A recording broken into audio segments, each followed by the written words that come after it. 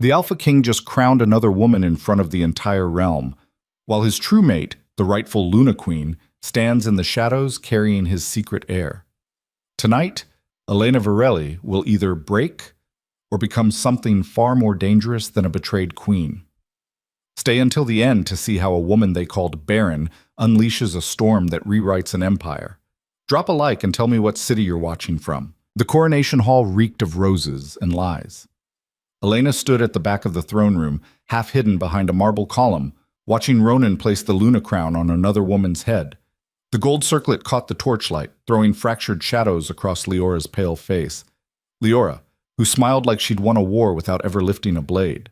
The crowd roared. Thousands of wolves from every corner of the kingdom, their voices shaking the vaulted ceiling. They chanted Leora's name. They chanted for the heir she carried, Ronan's heir, or so everyone believed. Elena's hand drifted to her own stomach. Beneath the heavy folds of her cloak, barely a swell. 12 weeks. Maybe 13. She'd stopped counting after the palace physician told Ronan she was barren, after Ronan believed him. She should have left then, should have run the moment she saw the doubt creep into his eyes. But she'd stayed foolish and hopeful, thinking the bond they shared, the sacred mate bond that tied Alpha to Luna, soul to soul, would be enough. It wasn't. By the power vested in me as Alpha King, Ronan's voice boomed across the hall, deep and commanding, I declare Leora Ashford the Luna Queen of the Northern Territories, mother of my heir, my chosen mate. Chosen. The word was a knife between Elena's ribs. The crowd erupted again. Nobles in silk and fur pressed forward, bowing, pledging loyalty. Servants rushed to pour wine. Musicians struck up a triumphal march. And Ronan stood tall and unshaken, his hand resting on Leora's shoulder like she was the only woman in the world. Elena's wolf snarled inside her chest, clawing at the edges of her control. The bond between them had frayed over the past months, stretched thin by Ronan's distance and Leora's whispers. But it hadn't broken. Not completely. She could still feel him, faint and cold, like an echo in a frozen cave. Did he feel her? Did he feel the way her heart was tearing itself apart? A hand touched her elbow. She flinched, spinning to find Kael, Ronan's head of security and one of the few wolves in the palace who still met her eyes. You shouldn't be here, he said quietly. His face was hard, scarred from decades of battle, but his voice held something close to pity. I'm still his mate. Elena's voice came out steadier than she expected. Legally, spiritually, the bond hasn't been severed. Yet. Kael glanced toward the dais where Ronan was accepting congratulations from the High Council. They're planning the ritual for tonight. Once the moon rises, it's done. You'll be nothing. Nothing. She'd been nothing for months. Ever since Leora arrived at court, glowing and demure, carrying what everyone said was impossible, a child from the king. Ronan's advisors had called it a miracle, a sign from the moon goddess herself. Elena had called it what it was, a trap. But no one listened to a barren queen. Tell me something, Kael. She kept her eyes on Ronan. Do you believe it? That Leora's child is his? Kael didn't answer right away. When he did, his voice was careful. I believe the king wants it to be true. That's not the same thing. No, it's not. Elena turned to leave, pulling her hood up to shadow her face. She'd seen enough. The coronation, the cheers, the way Ronan looked at Leora like she'd saved him from some terrible fate. It was all theater. A performance for a kingdom that needed an heir, needed stability, needed anything but the truth. Elena. She stopped. Kael stepped closer, lowering his voice to a whisper. If you're planning something, I'm not. Good. Because if you run, they'll hunt you. And if you stay...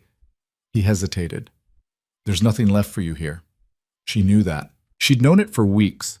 Go home, Kael said. Stay in your chambers. Don't make this harder than it has to be. Home. As if she had one anymore. Elena nodded once and walked away, her boots silent on the polished stone. She moved through the palace like a ghost, invisible to the servants rushing past with trays of food and wine. No one looked at her. No one bowed. She was already forgotten. Her chambers were in the east wing, far from Ronan's quarters. They'd stopped sharing a bed 2 months ago. He'd said it was temporary, that he needed space to think. She'd known better. The door to her room was ajar. Elena froze, every instinct screaming. She pushed it open slowly. Inside, the room had been stripped. Her clothes, her books, the few personal belongings she'd brought from her home territory, gone. Even the curtains had been taken down, leaving the windows bare and cold. On the bed sat a single wooden box. She crossed the room and opened it. Inside was a folded letter, sealed with the royal crest, and a small vial of silver liquid. Wolfsbane extract. Enough to dull her wolf, make her weak and human for a few hours. She unfolded the letter. Elena, by order of the High Council and the will of the Alpha King, your title as Luna Queen is hereby revoked. You are to vacate the palace by dawn. Any attempt to contest this decision will be considered an act of treason. The vial is a courtesy. It will make the bond-breaking ritual less painful for you. We suggest you take it. High Chancellor Oren. No signature from Ronan. Not even a line. Elena read it twice, then set it down carefully. Her hands didn't shake, her breathing stayed even. She felt nothing. A strange, hollow calm that settled over her like snow.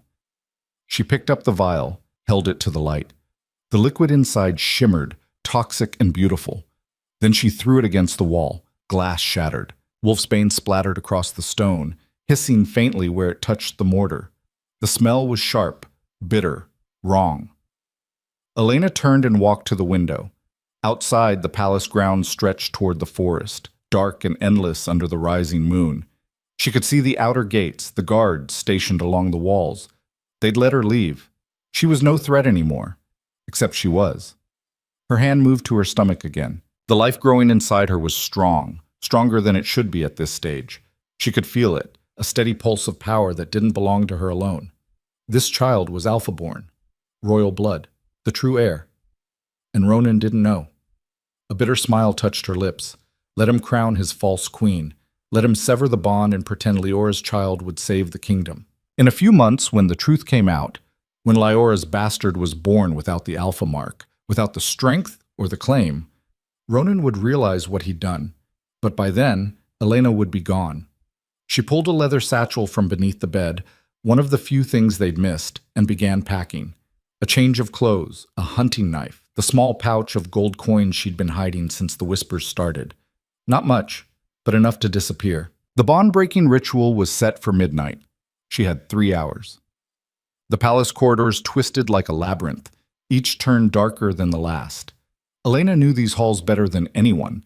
She'd walked them for 3 years as Luna Queen, memorized every shortcut, every servant's passage, every shadow deep enough to hide in. Tonight, she used all of it. The celebration had spread through the main wings like wildfire. Everywhere she went, she heard laughter, music, the clink of glasses raised in toast. To Leora, to the heir, to the future of the Northern Territories. No one toasted the queen they were erasing. Elena slipped past a cluster of drunk nobles stumbling through the portrait gallery. One of them, Lord Vane, she thought, though she didn't care enough to check, was telling a joke about barren wolves and broken bloodlines. The others howled with laughter. She kept walking. In the servants' wing, the atmosphere was different, quieter. The staff moved with purpose, carrying trays, emptying chamber pots, whispering among themselves.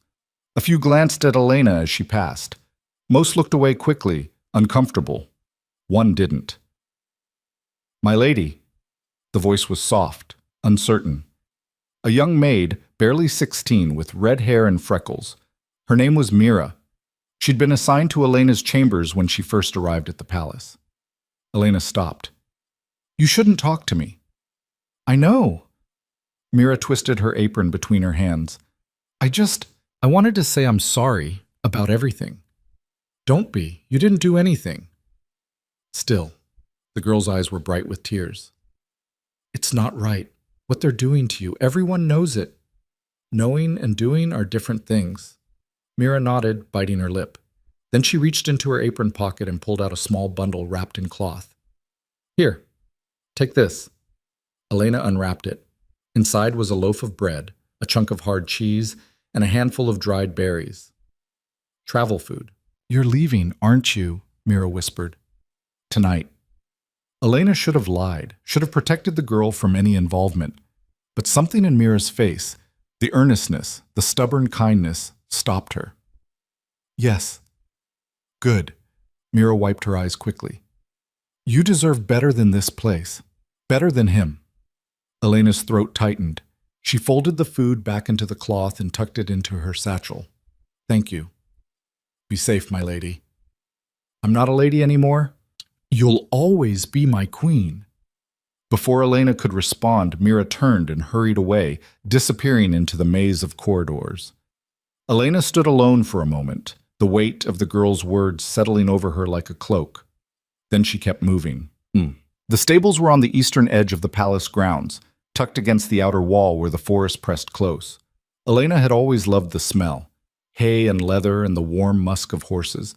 It reminded her of home, of the small territory where she'd grown up before Ronan came for her, back when she still believed in fairy tales. The stable master was gone, probably drunk with the rest of them. Only a few horses remained, most of the stalls empty. Elena moved down the row, looking for something fast and sturdy. She found her in the last stall, a gray mare with intelligent eyes and a coat that shimmered like smoke. The horse lifted her head as Elena approached, nostrils flaring. Hey, girl. Elena held out her hand, letting the mare catch her scent. Want to get out of here? The horse snorted softly, as if considering. Elena opened the stall and let her out. Someone had already saddled her, probably one of the nobles who'd ridden in for the ceremony and abandoned their mount when the wine started flowing.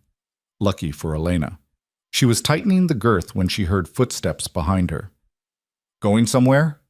Elena spun, hand going to the knife at her belt. A figure stepped out of the shadows. Not a guard, not a noble. A woman, middle-aged, dressed in the plain robes of a palace healer. Elena recognized her immediately. Marin, one of the senior physicians who worked in the medical wing. What do you want? Elena's voice was low, dangerous. Marin held up her hands, showing she was unarmed. Relax, I'm not here to stop you. Then why are you here? To give you this. Marin pulled a small leather pouch from her robes and tossed it to Elena. Elena caught it one-handed. Inside were dried herbs, carefully bundled. She recognized some of them. Ginger root for nausea, raspberry leaf for strengthening the womb, nettle for iron. Pregnancy herbs. You knew, Elena said slowly. I've been a healer for 30 years. You think I can't spot a pregnant wolf when I see one? Marin's expression was unreadable. I knew the day you came to me complaining about fatigue and dizziness, long before the high physician declared you barren. Why didn't you say anything? Because I'm not a fool, Marin crossed her arms.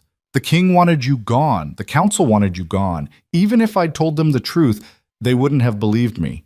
Or worse, they would have believed me and taken the child. Elena's hand moved protectively to her stomach. How far along do you think I am? 14 weeks, maybe 15? Alpha pregnancies move fast. You've got 4 months at most before that baby comes. Marin's eyes were sharp, assessing. Where will you go? Somewhere they won't find me. Good luck with that. Ronan's trackers are the best in 5 territories. Marin paused. But if you're smart, you'll head south, cross into human lands, mask your scent with ash and river water. Stay away from wolf territories until after the birth. Why are you helping me? Marin's expression softened, just slightly. Because I took an oath to protect life. And because I've seen enough women destroyed by powerful men who couldn't see past their own pride. She turned to leave, then stopped. One more thing. That child you're carrying?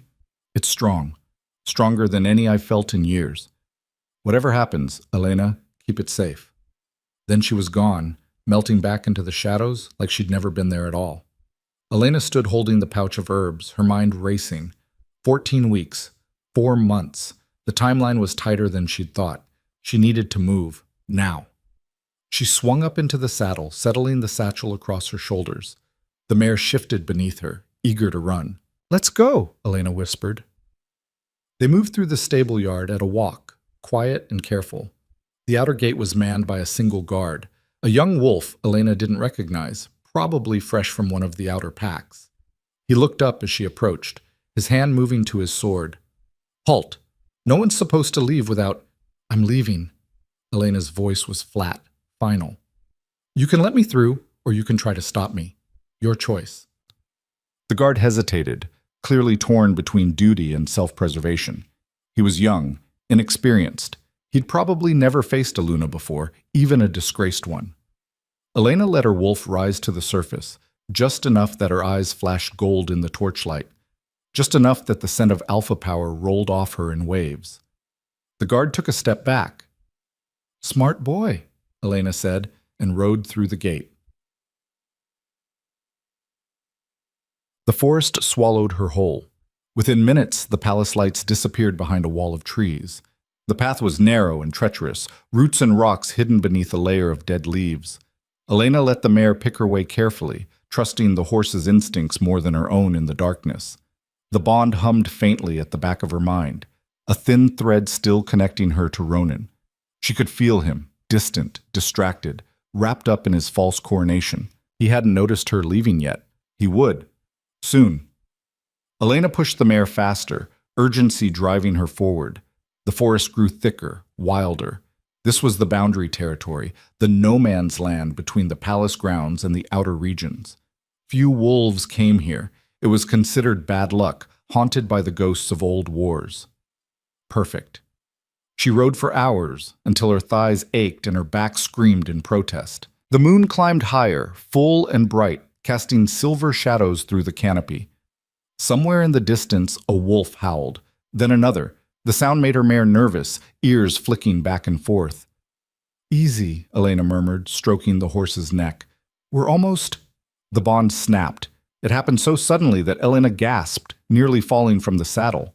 Pain exploded through her chest, white-hot and all-consuming. It felt like someone had reached into her ribcage and torn out her heart. The mare screamed and reared. Elena held on by pure instinct, her vision swimming. The bond that had connected her to Ronan since the moment they met, the sacred tie that marked them as true mates, shredded like paper, unraveling faster than thought. She felt him for one last second, confusion, surprise, something that might have been regret. Then nothing. The emptiness was crushing, like falling into an abyss with no bottom. Like drowning in silence so absolute it became its own kind of scream. Elena slid off the horse and hit the ground hard. Snow soaked through her cloak, freezing against her skin. She couldn't breathe, couldn't think. The world tilted and spun, and all she could feel was the absence where Ronan used to be. The ritual was complete. High Chancellor Oren had performed the severing. Ronan had allowed it. She was free. She was alone. Elena pressed her face into the snow and screamed. Not a human scream, a wolf's howl, raw and primal, full of rage and grief and something too big to name. It tore from her throat, echoing through the forest, sending birds scattering from the trees. When it finally faded, she was shaking. Her hands were numb. Her wolf thrashed inside her chest, wounded and furious, looking for something to tear apart. But there was nothing, just snow and trees and the endless, suffocating quiet. Elena forced herself to her feet. The mare had bolted, crashing away through the underbrush. She could hear it in the distance, panicked and alone. She stumbled after it, each step a battle. The bond breaking had drained her in ways she hadn't expected. Her legs felt like water. Her vision blurred at the edges. But she kept moving, because stopping meant dying. And she had too much to do before she could afford to die. She found the mare half a mile away, tangled in a thicket of thorns. The horse was wild-eyed and bleeding from a dozen small cuts, but alive. Shh, Elena whispered, approaching slowly. It's okay. We're okay. The mare whinnied, stamping nervously. Elena reached out, letting her scent wash over the animal. Calm, steady, safe. Slowly, the horse settled. Elena freed her from the thorns, checking each cut carefully. Nothing serious. They'd both survive. She climbed back into the saddle, every muscle protesting. The emptiness where the bond had been was still there, a hollow ache that wouldn't fade. But beneath it, something else was growing. Not grief, not anymore. Rage. Cold, crystalline, perfect rage. Ronan had thrown her away, had believed lies and crowned a pretender, had severed their bond without even the courtesy of facing her. Fine. If he wanted her gone, she'd be gone. But someday, when the truth came out, when his false kingdom crumbled and he realized what he'd lost, she'd make sure he remembered exactly who Elena Virelli was. The rightful Luna Queen, the mother of the true heir, the woman who refused to break Chout. Elena rode south for 3 days straight. She avoided the main roads, sticking to game trails and frozen streams where her scent would wash away. She stopped only when the mare could go no farther, sleeping in brief, fitful bursts under the cover of fallen trees or rocky overhangs. The pregnancy made everything harder. She was tired constantly, her body demanding rest even when her mind screamed to keep moving. The nausea came in waves, forcing her to stop and retch into the snow. The herbs Marin had given her helped, but only barely. On the 4th day, she crossed into human territory. The change was subtle at first. The trees grew straighter, more orderly. The underbrush thinned. Then she saw the markers, wooden posts driven into the ground at regular intervals, carved with symbols that meant nothing to wolves but everything to humans. Property lines, borders, civilization. Elena's wolf recoiled instinctively. Human lands were dangerous for wolves, especially lone females.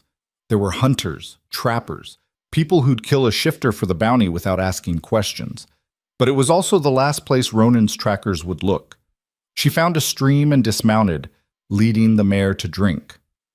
While the horse rested, Elena stripped down to her underclothes despite the cold and waded into the water. It was freezing, so cold it burned, but she forced herself to stay under. She scrubbed at her skin with handfuls of sand and ash from a dead fire she'd found upstream, masking her scent until she smelled like nothing at all. When she climbed out, her lips were blue and her hands wouldn't stop shaking, but she smelled human, ordinary, forgettable, good enough. She dressed quickly, layering on every piece of clothing she had. The satchel felt lighter than it should. She was running out of food, out of coin, out of options, but she was still moving, still ahead of the hunters. That had to count for something. The town appeared at sunset. It was small, barely more than a crossroads. A handful of buildings clustered around a central square, smoke rising from chimneys, the smell of cooking meat drifting on the wind. Elena's stomach growled painfully. She couldn't remember the last time she'd eaten anything more substantial than dried berries and stale bread. She led the mare down the main street, drawing curious glances from the few people still outside. A woman hanging laundry, an old man smoking a pipe on his porch, a pair of children chasing a dog through the mud. Normal. Human. Safe. Elena found a stable at the edge of town and paid the owner, a weathered man with kind eyes, to board the mare for the night. He gave her directions to the boarding house, and she walked the last few blocks alone. The boarding house was a narrow 3-story building with peeling paint and crooked shutters. A faded sign above the door read, "Mrs. Halloway's Rooms." Inside it smelled like cabbage and old wood. A heavy-set woman stood behind a scarred wooden counter, squinting at a ledger. "Help you?" She didn't look up. "I need a room." Elena's voice was hoarse from disuse. "Long-term, if you have it." "How long?" 4 months, maybe 5. The woman finally looked up, her eyes sharp and assessing. She took in Elena's appearance, the worn cloak, the bruised shadows under her eyes, the way she held herself like someone braced for a blow. "You in trouble, girl?" Elena met her gaze steadily. "No more than anyone else." Mrs. Halloway snorted. "That's not an answer." "It's the only one I've got." They stared at each other for a long moment. Then the woman shrugged and turned the ledger around. $2 silver a week, paid in advance, no men in the rooms, no noise after dark. You cause trouble, you're out. Understood? Understood. Elena counted out 8 silver coins, 4 weeks' rent. It left her with almost nothing, but she'd figure that out later. Mrs. Halloway handed her a key.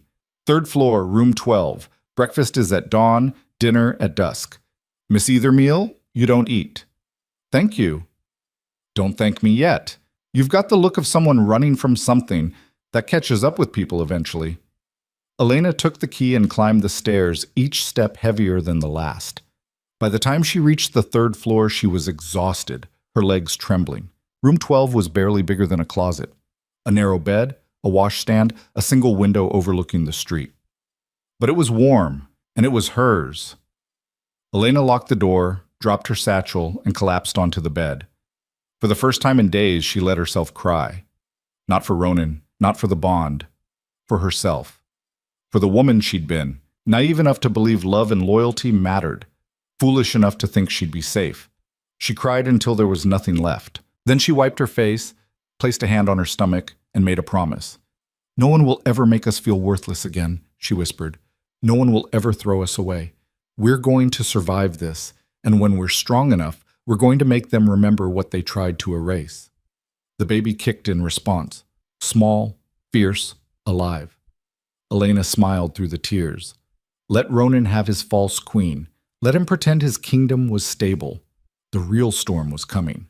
And her name was Elena Varelli. The boarding house became a cage Elena decorated with silence. She took the name Claire Voss, paid her rent on time, kept her head down, worked when she could, mending clothes for the tailor 2 streets over, scrubbing floors at the tavern, anything that didn't require questions or references or proof of a past that didn't exist. The other tenants ignored her, which was exactly what she wanted. Mrs. Halloway watched her with suspicious eyes but said nothing as long as the silver kept coming. 3 weeks passed, then 4.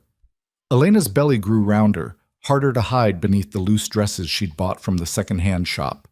She stopped taking jobs that required bending or lifting, started sleeping with the knife under her pillow and the window cracked open, always ready to run. The nightmares came every night. Ronan's face, Leora's crown, the bond snapping like a breaking bone. She'd wake up gasping, her hand pressed to her chest where the emptiness lived, and have to remind herself she was still alive. Still free. The baby kicked more now. Strong, insistent movements that sometimes took her breath away. She'd press her hand to her stomach and feel the life inside her, fierce and demanding, already fighting for space.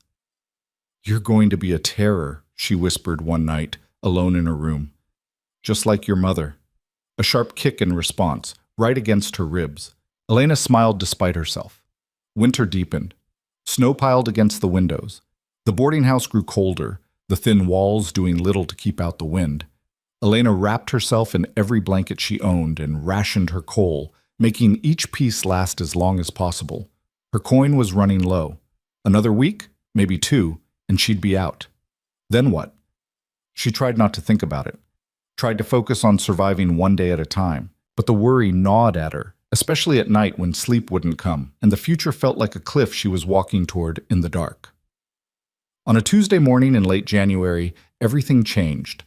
Elena was walking back from the market, her arms full of potatoes and turnips, cheap food that would last, when she caught the scent. Wolf. Not human, not animal. Wolf. She froze mid-step, her heart slamming against her ribs. The market square was crowded, full of people haggling over fish and bread, children running between the stalls.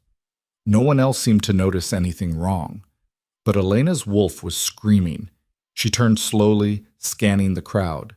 There, at the edge of the square, half hidden behind a cart selling winter apples. A man. Tall, broad-shouldered, dressed in traveling clothes that were too fine for a place like this.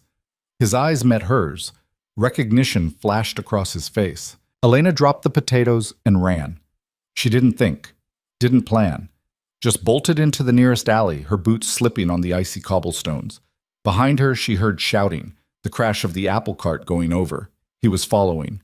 Elena ran harder, her lungs burning, the baby a heavy weight that threw off her balance.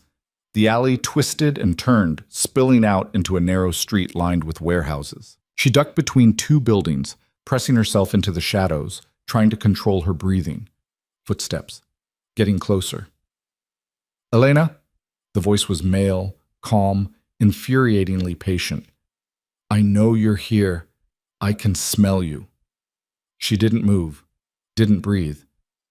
"I'm not going to hurt you. The king just wants to talk." Like hell he did. Elena's hand went to the knife at her belt. It was small, meant for cutting rope and cleaning fish, but it was sharp. She'd used it on Gareth. She could use it again.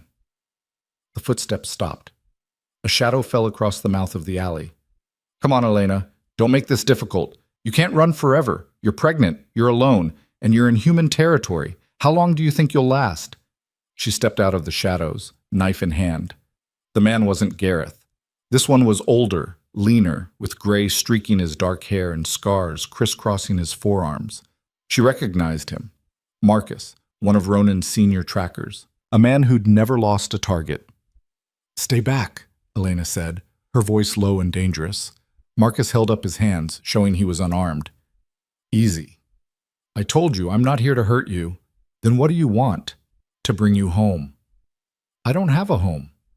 "The king disagrees." Marcus's expression was unreadable. "He knows about the child, Elena, knows it's his. He wants you back at the palace. Both of you, safe." Elena laughed, sharp and bitter. "Safe? Is that what he calls it? He severed our bond, Marcus. He crowned another woman. He threw me away like garbage. And now he wants me back because suddenly I'm convenient again? It's not like that. It's exactly like that." She tightened her grip on the knife. "Go back to Ronan. Tell him I'm dead. Tell him the child died with me. Tell him whatever you want. But I'm not going back." Marcus's jaw tightened. "You think you can raise an alpha heir alone? In the human world? They'll kill you both the moment they figure out what you are. Better dead than his prisoner." "Elena!" She lunged. Marcus was faster. He sidestepped, catching her wrist and twisting until the knife clattered to the ground. Elena snarled, her wolf surging to the surface, and drove her knee into his gut. He grunted but didn't let go. "Stop fighting me. I don't want to hurt you, but I will if you make me." Elena twisted, trying to break free. Her pregnancy made her slower, clumsier. Marcus used it against her, hooking his leg behind hers and bringing her down hard. She hit the ground with a cry, pain shooting through her shoulder. Marcus pinned her, his weight pressing her into the frozen dirt. "Listen to me," he said, his voice urgent. "Ronan made a mistake. He knows that now. Leora's child. It's not his. The physicians confirmed it. She tried to pass off another man's bastard as the heir. The entire court knows. She's been imprisoned. Ronan's looking for you because you're carrying the only legitimate heir he has." Elena went still. "You're lying." "I'm not. Leora's lover confessed everything. She planned it from the beginning. Seduce the king, claim the child was his, take the crown. It almost worked." And Ronan believed her. "Yes." Marcus's expression was grim. He believed her. He was a fool. But he's trying to fix it now. He wants you back, Elena. He wants his son. "What about what I want?" Marcus hesitated. "What do you want?" Elena stared up at him, breathing hard. What did she want? Revenge? Safety? To watch Ronan's kingdom burn while she stood in the ashes? All of it. None of it. "I want to be left alone," she said finally. "I want to raise my child in peace. I want Ronan to forget I ever existed." "That's not going to happen. You're carrying the heir to the Northern Territories. That makes you the most important person in the kingdom, whether you like it or not." "I didn't ask for that." "None of us ask for what we're born into." Marcus shifted his weight, still keeping her pinned but easing the pressure slightly. "Come back with me. Let the king make this right." "He can't make this right.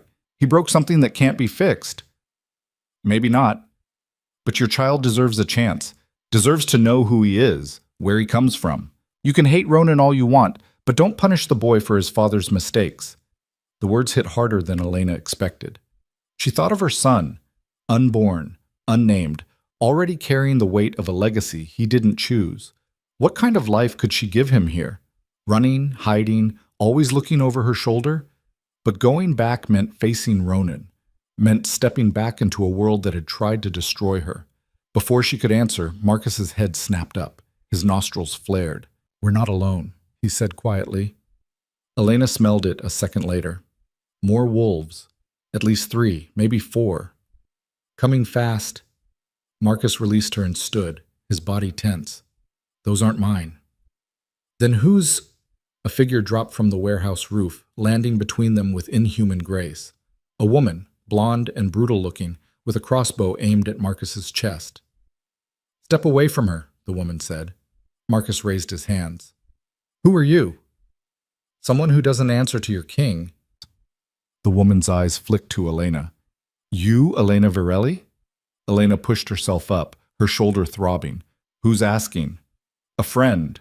Or an enemy. Depends on what you say next."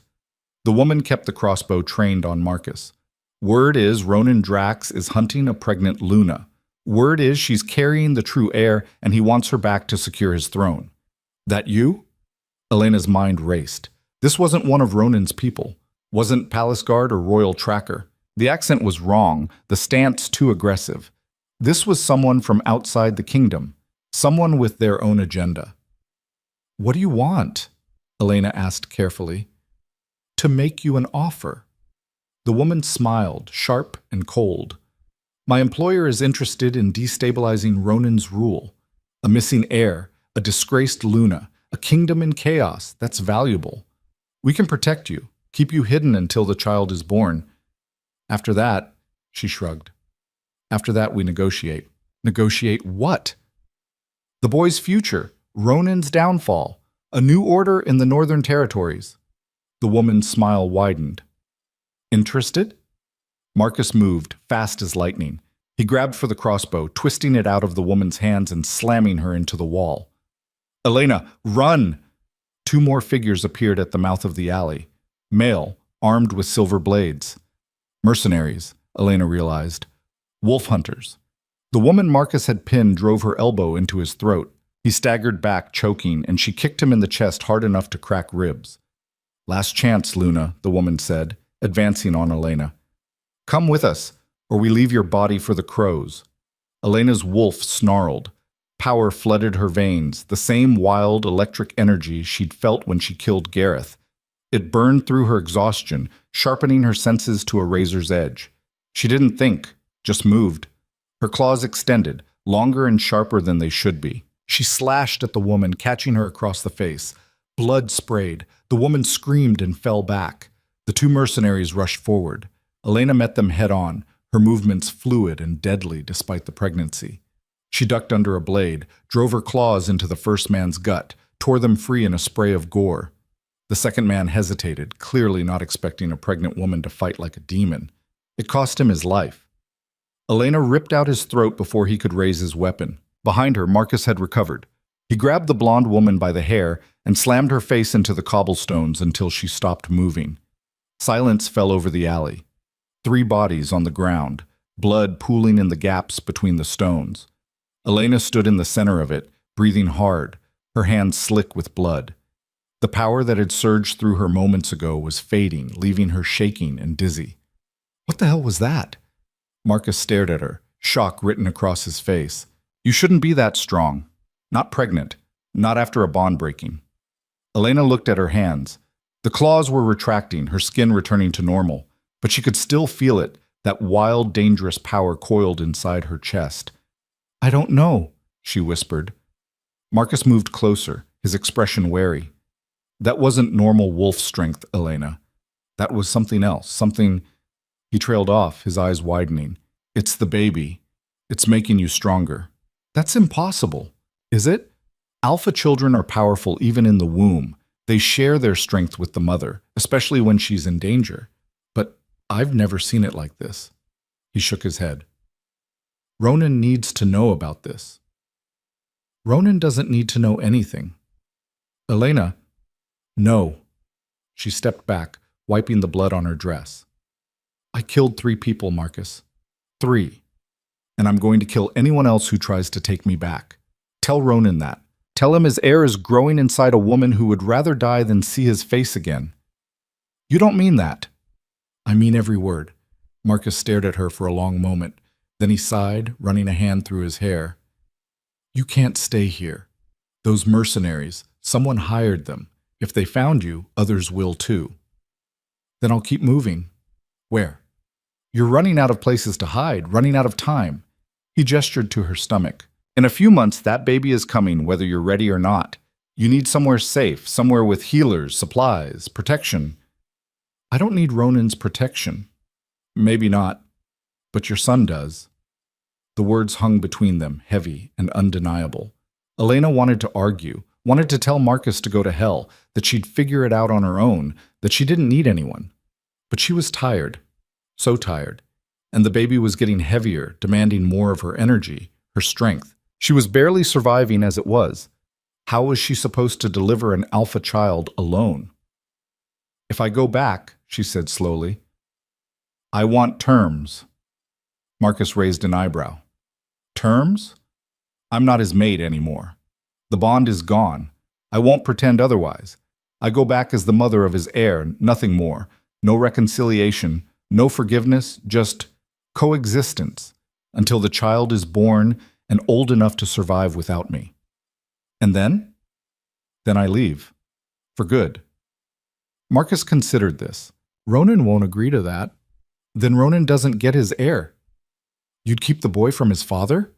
From his birthright? Elena's smile was sharp and cold. Watch me. They locked eyes.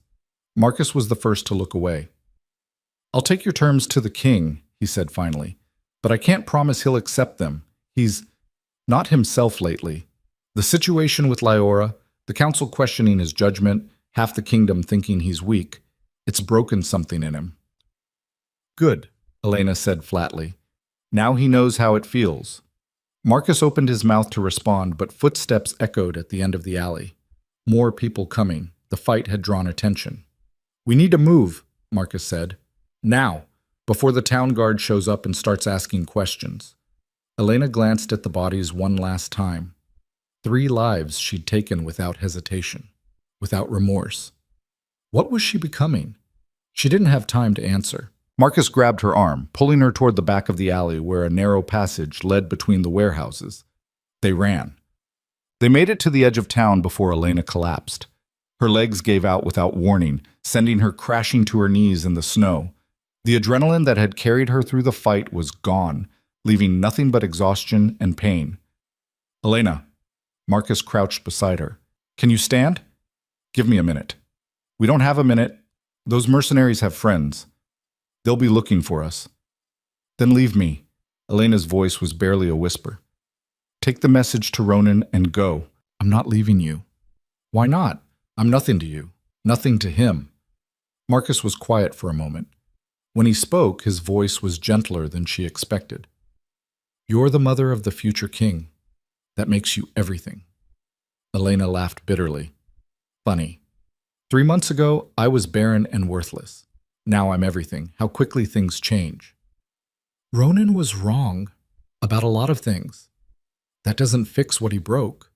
No, it doesn't. Marcus helped her to her feet, supporting her weight. But maybe it's a start.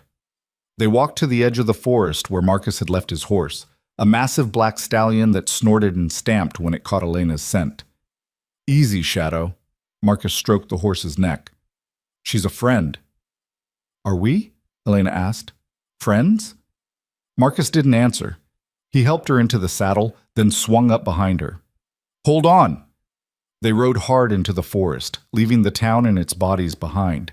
Elena leaned back against Marcus's chest, too exhausted to care about pride or propriety. The baby shifted inside her, restless and uncomfortable. How far to the palace? She asked.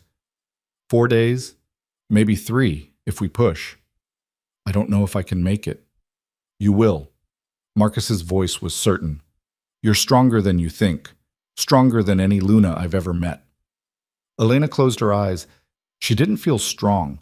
She felt broken and scared and so tired she could barely think. But the baby kicked again, sharp and insistent. A reminder that she wasn't alone, wasn't just fighting for herself anymore. Marcus? Yeah? If Ronan refuses my terms, if he tries to keep me prisoner or take my son, he won't. If he does, Elena continued, her voice hard, I'll kill him, and anyone who tries to stop me. I want you to understand that. I'm not the woman I was. I can't be. Not after everything. Marcus was silent for a long time. When he finally spoke, his words were careful. Understood. They rode into the deepening night, the forest closing around them like a fist. Behind them, in the town they'd left burning, the bodies were being discovered. Questions were being asked, and word was spreading. Word of a pregnant woman who killed 3 mercenaries with her bare hands, who moved like a demon and fought like a queen. The hunt was on, and Elena Varelli was running out of places to hide. 3 days into their journey, the weather turned savage. Snow fell in thick, blinding sheets. The wind howled through the trees, driving ice crystals into their faces like needles. Marcus's horse struggled through drifts that reached its chest, each step slower than the last. Elena shivered violently despite the furs Marcus had wrapped around her. Her fingers were numb, her lips blue. The cold was seeping into her bones, stealing what little warmth she had left. "We need to stop," she said through chattering teeth. "Can't. Not yet. There's a way station another mile ahead. We can shelter there." "I don't think I'll make it another mile." Marcus's arms tightened around her. "Yes, you will."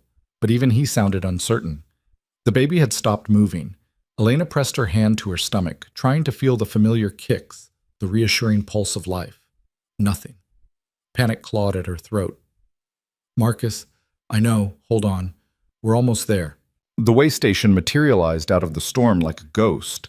A small stone building half buried in snow, windows dark, door hanging crooked on its hinges.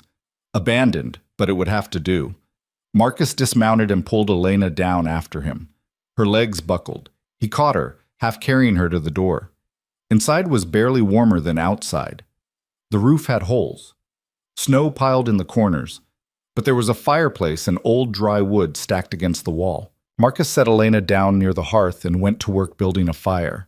His hands moved with practiced efficiency, kindling, sparks, careful breaths until flames caught and spread. Warmth began to fill the small space. Elena held her hands toward the fire, but she couldn't stop shaking. "The baby," she whispered. "He's not moving." Marcus crouched beside her, placing his hand on her stomach. His expression grew focused, listening. "He's there," he said after a moment. "Heartbeat strong. He's just conserved, protecting himself from the cold." "Are you sure?" "I'm sure." Marcus met her eyes. "He's a fighter, like his mother." Elena wanted to believe him, wanted to feel the baby kick, to have proof he was okay. But there was only silence. Marcus stripped off his wet cloak and wrapped it around Elena, then added his own body heat, pulling her against his chest. Body warmth, fastest way to bring your temperature up. She was too cold to argue, too scared. They sat like that for hours, the fire crackling, the storm raging outside. Elena drifted in and out of consciousness, her thoughts fragmenting. She dreamed of Ronan, not the man who'd crowned Leora, but the man she'd fallen in love with, strong and certain, his eyes warm when he looked at her, his hands gentle when they touched. A lie. It had all been a lie. When she woke, the storm had quieted. Gray dawn light filtered through the holes in the roof. Marcus was still holding her, his breathing slow and steady. Elena shifted, testing her limbs. Warmer. She could feel her fingers and toes again. And there, a small flutter in her belly. The baby, moving again, alive. Relief flooded through her so intensely it brought tears to her eyes. "He's okay," she whispered. Marcus stirred. "Told you. Fighters." They left the way station an hour later, back into the cold but moving forward. Always forward. One more day to the palace. One more day until Elena faced the man who'd destroyed her. One more day until everything changed. Again. The palace rose from the frozen landscape like a monument to broken promises. Elena saw it first through a break in the trees. White stone towers against a gray sky, banners snapping in the wind, smoke rising from 1,000 chimneys. It looked exactly as she remembered, cold, beautiful, merciless. Her hands tightened on the saddle horn. "We don't have to do this," Marcus said quietly. "I can take you somewhere else. Somewhere safe." "There is nowhere safe." Elena's voice was flat. "Not for me. Not anymore." They rode through the outer gates just as the sun began to set. Guards lined the walls, their faces hard and watchful. Word had spread about her return. She could see it in the way they stared, the whispers that followed in their wake. The disgraced queen, back from the dead, carrying the king's bastard. Or was it his heir? The palace courtyard was crowded with nobles and servants, all pretending not to watch as Marcus helped Elena down from the horse. Her legs nearly gave out, but she forced herself to stand straight, head high, refusing to show weakness. A figure emerged from the main entrance. Kael, his scarred face unreadable. "So it's true," he said, his eyes moving to Elena's swollen belly. "You're alive." "Disappointed?" Elena met his gaze steadily. "Surprised." Kael glanced at Marcus. "The king wants to see her. Now." "She needs rest," Marcus said. "Food. A healer. The king wants to see her now. Kale's tone left no room for argument. Elena touched Marcus's arm. It's fine. Let's get this over with. They followed Kyle through corridors Elena had once walked freely, now flanked by guards like a prisoner. The whispers grew louder. Servants ducked into doorways. Nobles turned to stare. She kept her expression blank, her steps steady. Let them look. Let them judge. She was done caring what they thought. Ronan's private study was in the West Tower, overlooking the training grounds. Kyle stopped at the door. He's alone, he said to Marcus. You wait here. I'm not leaving her. You'll wait here. Kale's hand moved to his sword. Or you'll leave the palace entirely. Your choice. Marcus looked at Elena. She nodded slightly. He stepped back, jaw tight with frustration. Kale opened the door. Good luck. Elena walked in alone. The study was exactly as she remembered. Shelves crammed with books and maps, a massive desk covered in papers, weapons mounted on the walls. And standing by the window, silhouetted against the dying light, was Ronan. He turned as she entered. 3 months. It had only been 3 months since the bond breaking, but he looked years older. His face was harder, leaner. Dark circles shadowed his eyes. His hair was longer, unkempt. He looked like a man who hadn't slept in weeks. Elena. Her name came out rough, like it hurt to say. She didn't respond, just stood there, one hand resting on her belly, waiting. Ronan's eyes dropped to her stomach. Something flickered across his face, shock, pain, hope. He took a step forward, then stopped himself. Is it mine? The question was barely a whisper. Does it matter? Yes. His voice broke on the word. It matters. Elena laughed, cold and sharp. Now it matters. 3 months ago, when I was barren and inconvenient, it didn't matter at all. But now that Leora's child turned out to be a lie, suddenly you care. I made a mistake. You made a choice. And choices have consequences. Ronan flinched like she'd struck him. I know what I did, what I threw away. If I could take it back, you can't. Elena's voice was hard as stone. The bond is broken. What we had is dead. You made sure of that. Then why did you come back? Because Marcus gave me 2 options. Come back, or spend the rest of my life running from mercenaries and hunters. I chose survival. Not you. Never you. Ronan moved to his desk, bracing his hands on the edge like he needed the support. The child. Is it healthy? He's strong, growing fast. Too fast, probably. He? Ronan's head snapped up. A son? Yes. Elena's hand pressed protectively against her stomach. Your heir. The one you wanted so badly you were willing to destroy everything to get.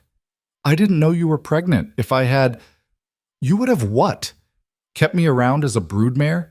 Pretended to care while you still kept Leora warming your bed? Leora is in the dungeons. Ronan's voice turned cold. Awaiting trial for treason. Her lover confessed everything. The deception, the fake pregnancy, the plan to take the throne. She'll be executed within the week. Good. Is that all you have to say? Elena shrugged. She tried to steal your crown. She deserves what she gets, but that doesn't change what you did. You believed her. You chose her. You threw me away like I was nothing. I thought... Ronan's voice cracked. The physician said you were barren, that you could never give me an heir. And then Leora appeared, carrying what they swore was mine, and the council was pushing for stability. And I thought, you thought wrong. Elena cut him off. And now we're both paying the price. Silence fell between them, thick and suffocating. Ronan was the first to break it. What do you want, Elena? Name it. Anything. I want the bond back. The words came out before she could stop them. I want the last 3 months erased.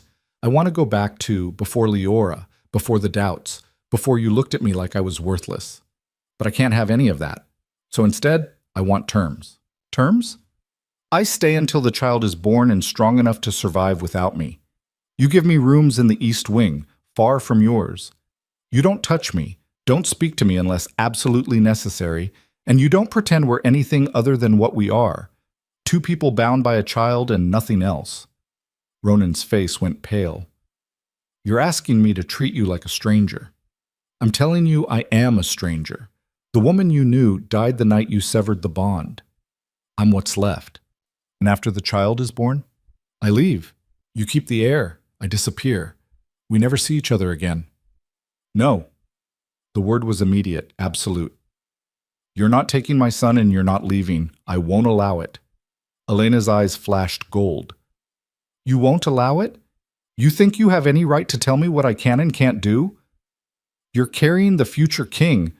I'm carrying my son. Mine. I'm the one who's been protecting him, fighting for him, nearly dying for him while you were playing house with your whore. This child is mine by blood and sacrifice. You're just the man who provided the seed.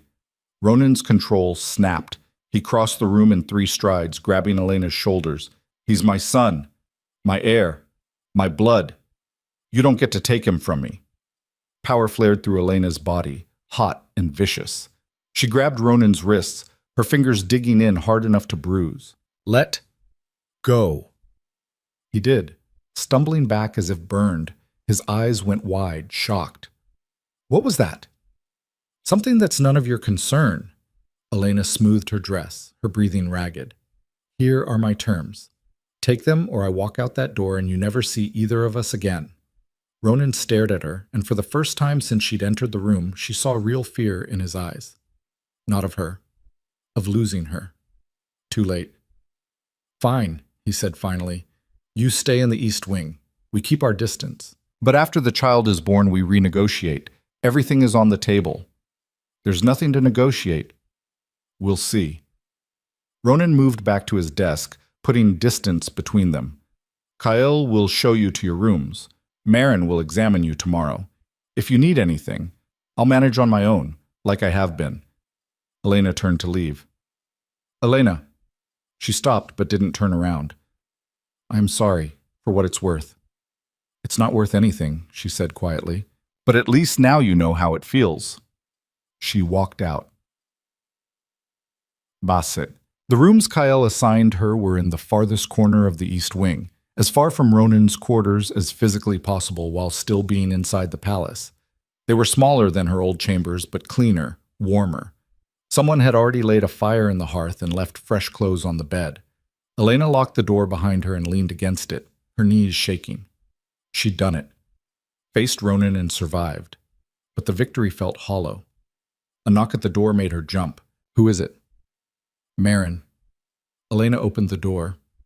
The healer stood in the hallway, carrying a leather bag and wearing an expression that was equal parts concern and exasperation. You look terrible, Marin said bluntly. Nice to see you too.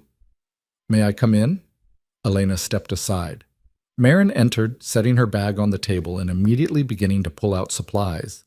Herbs, bandages, vials of medicine. Sit, she ordered. Elena sat. Marin examined her with practiced efficiency, checking her pulse, her temperature, pressing careful hands against her swollen belly. Her expression grew increasingly troubled. How far along did I say you were when you left? She asked. 14 weeks. You're at 23 now, maybe 24. This child is growing twice as fast as he should be. Is that bad? It's unusual. Alpha pregnancies are faster than human ones, but this? Marin shook her head. You'll deliver early. Very early. 8 weeks at most, maybe less. 8 weeks, 2 months. Elena's hand moved to her stomach. Will he be okay? If he's anything like his mother, he'll be fine. Marin pulled out a bundle of herbs. But you need to rest. Actually rest, not whatever you've been doing. You're malnourished, exhausted, and your wolf is barely holding on. Another week like this and you'll miscarry. Fear shot through Elena like ice water. What do I need to do? Eat? Sleep? Stay warm? Let me check on you every day. Marin's expression softened slightly. And try not to kill anyone. I heard about the mercenaries. 3-on-1 while pregnant. That's insane even by Luna standards. They didn't give me a choice. They rarely do. Marin finished packing her supplies. I'll send up food. You'll eat all of it. And tomorrow we start on strengthening tonics. This baby's coming whether we're ready or not, so we better make sure you both survive it. She left, her footsteps fading down the corridor. Elena sat alone in the firelight, one hand pressed to her belly, feeling the strong, insistent kicks of her son. 8 weeks, 2 months until her life changed forever. Again. The days blurred together. Elena stayed in her rooms mostly, venturing out only for brief walks in the gardens when the weather allowed. Marin visited daily, forcing her to drink vile-tasting tonics and eat more than she thought possible. Slowly, painfully, her strength returned. The baby grew. Fast. Too fast. By the end of the first week, Elena's belly had swollen so large she could barely walk without pain shooting through her back and hips. By the second week, she couldn't sleep lying down anymore, could only doze sitting up with pillows supporting her weight. Marin examined her with increasing concern. "He's coming soon, very soon, I can feel it." "How soon?" "Days, maybe a week if we're lucky." The healer met Elena's eyes. "Are you ready?" No, she wasn't ready. Wasn't ready to push a whole human out of her body. Wasn't ready to become a mother. Wasn't ready for any of this. But ready or not, it was happening. "I'll manage," Elena said. She always did. On the 10th night, the dreams started. Not nightmares. Something else. Visions maybe, or warnings. She saw a frozen wasteland, blood on snow, a child screaming. Saw Ronan's face twisted in rage. Saw herself standing alone against an army, her hands slick with gore, her eyes burning gold. She woke gasping, sweat soaking through her nightgown despite the cold. The baby was kicking frantically, as if trying to escape. "I know," Elena whispered, pressing her hand to her stomach. "I know, something's wrong." A sound outside her window made her freeze. Not wind, not snow. Footsteps. Elena grabbed the knife she kept under her pillow and moved to the window. The courtyard below was dark, empty, but she could smell them. Wolves, at least a dozen, moving through the shadows with predatory silence.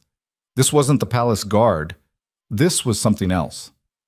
Elena's door burst open. Kael stood in the doorway, fully armed, his face grim. "We need to move, now!" "What's happening?"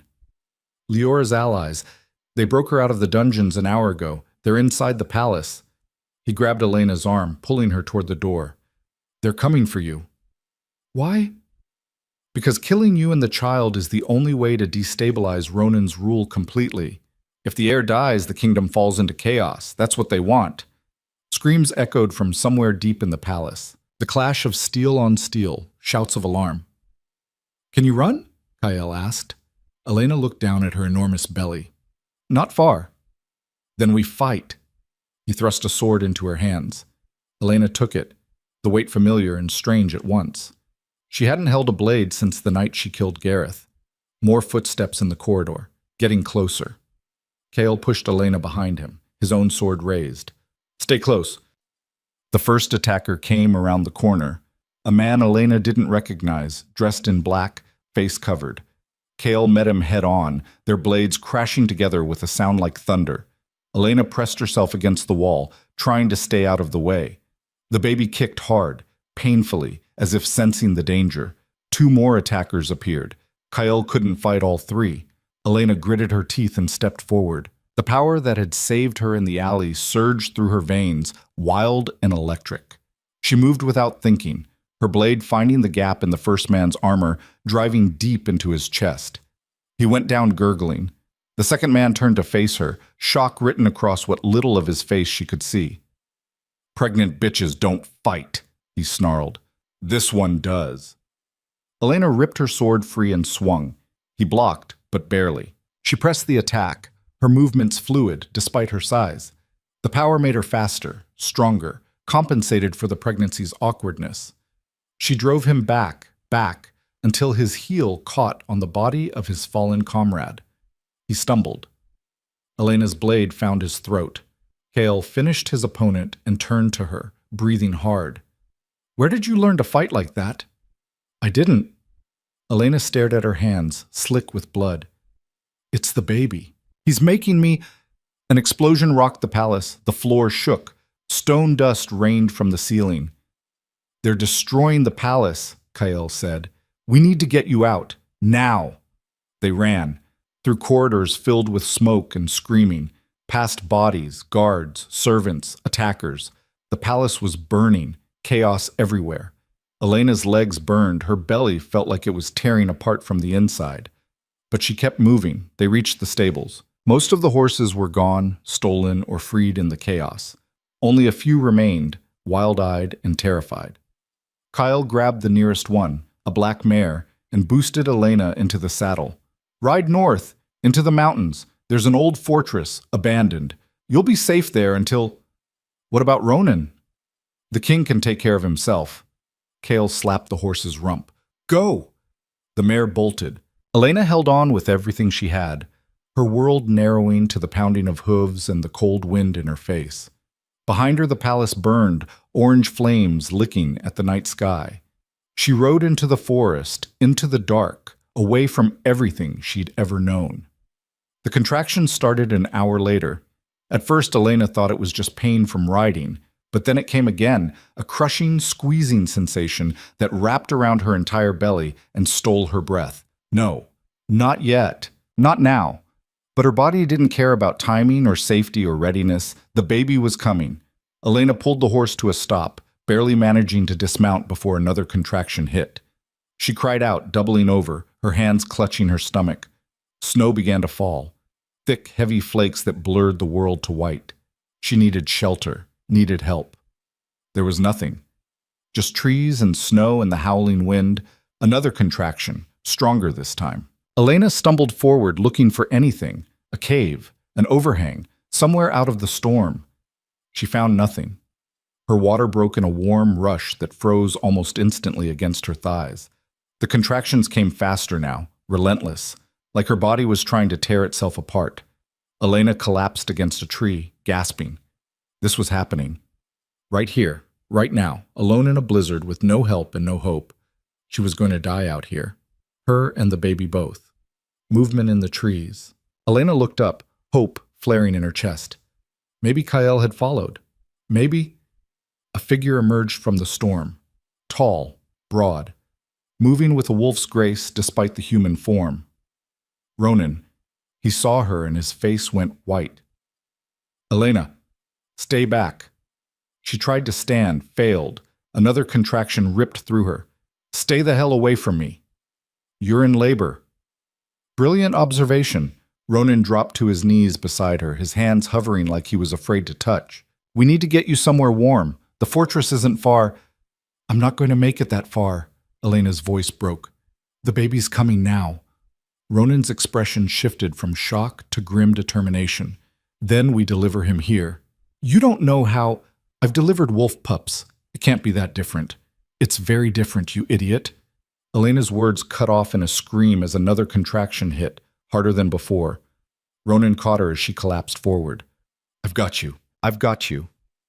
For the first time in months, Elena let herself lean into him. Not because she'd forgiven him, because she had no choice. The storm raged around them, and somewhere deep in the frozen wilderness, a child prepared to enter a world that had already tried to kill him before he was born.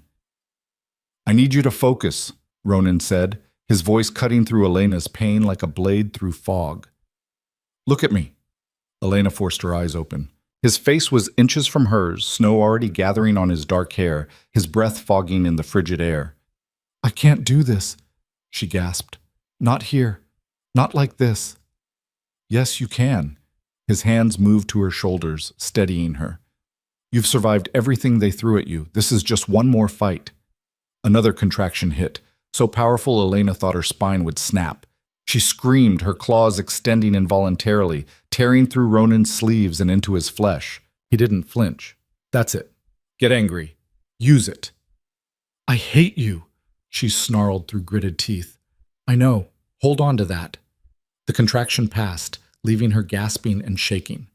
Ronan stripped off his cloak and spread it on the snow, creating a barrier between Elena and the frozen ground. "We need to get you out of these clothes," he said. "They're soaked through. You'll freeze. Touch me and I'll kill you. You can kill me after. Right now we're saving our son." He started unlacing her dress with quick, efficient movements. "Trust me or don't, but I'm not letting either of you die out here." Elena wanted to fight him, wanted to push him away and do this alone, prove she didn't need him. But another contraction was building, a tidal wave of pain that drowned out everything else. Ronan got her dress off and wrapped her in his heavy wool shirt, then positioned himself behind her, letting her lean back against his chest. His body heat was the only thing keeping her from shaking apart. "How close are the contractions?" he asked. "Too close. Maybe 2 minutes apart." "That's fast for a first birth." "Alpha child," Elena managed. "Everything's faster." Ronan's arms circled her, not constraining, just supporting. "Tell me what you need." "A healer, a warm room, literally anything other than a frozen forest in the middle of a blizzard." "Can't help with those." "What else?" Elena laughed, high and slightly hysterical. "This is insane. We're going to die out here." "We're not dying. I won't allow it." "You don't get to decide." The next contraction cut off her words. This one was different, deeper. She felt something shift inside her, felt her body preparing for the final stage. "I need to push," she gasped. "Not yet. Wait until... I need to push now." Ronan moved quickly, positioning himself where he could see. His face went pale. "I can see his head, dark hair. Elena, he's almost here." "Then help me get him out." The next minutes were a blur of pain and pressure, and Ronan's voice in her ear, steady and certain, talking her through each contraction. "Push, breathe, rest, again." Elena bore down with everything she had, her wolf rising to the surface, lending her strength she didn't know she possessed. The power that had saved her in fights, that had killed trained warriors. Now it was focused on this singular purpose, bringing life into the world instead of taking it. "Heads out," Ronan said, his voice tight. "One more push. Just one more." Elena gathered herself, every muscle screaming, and pushed with everything she had left. The baby slid free in a rush of fluid and blood. For one terrible moment, there was only silence. No cry. No movement. Then Ronan's voice, shaking but determined. "He's not breathing. Elena, he's not..."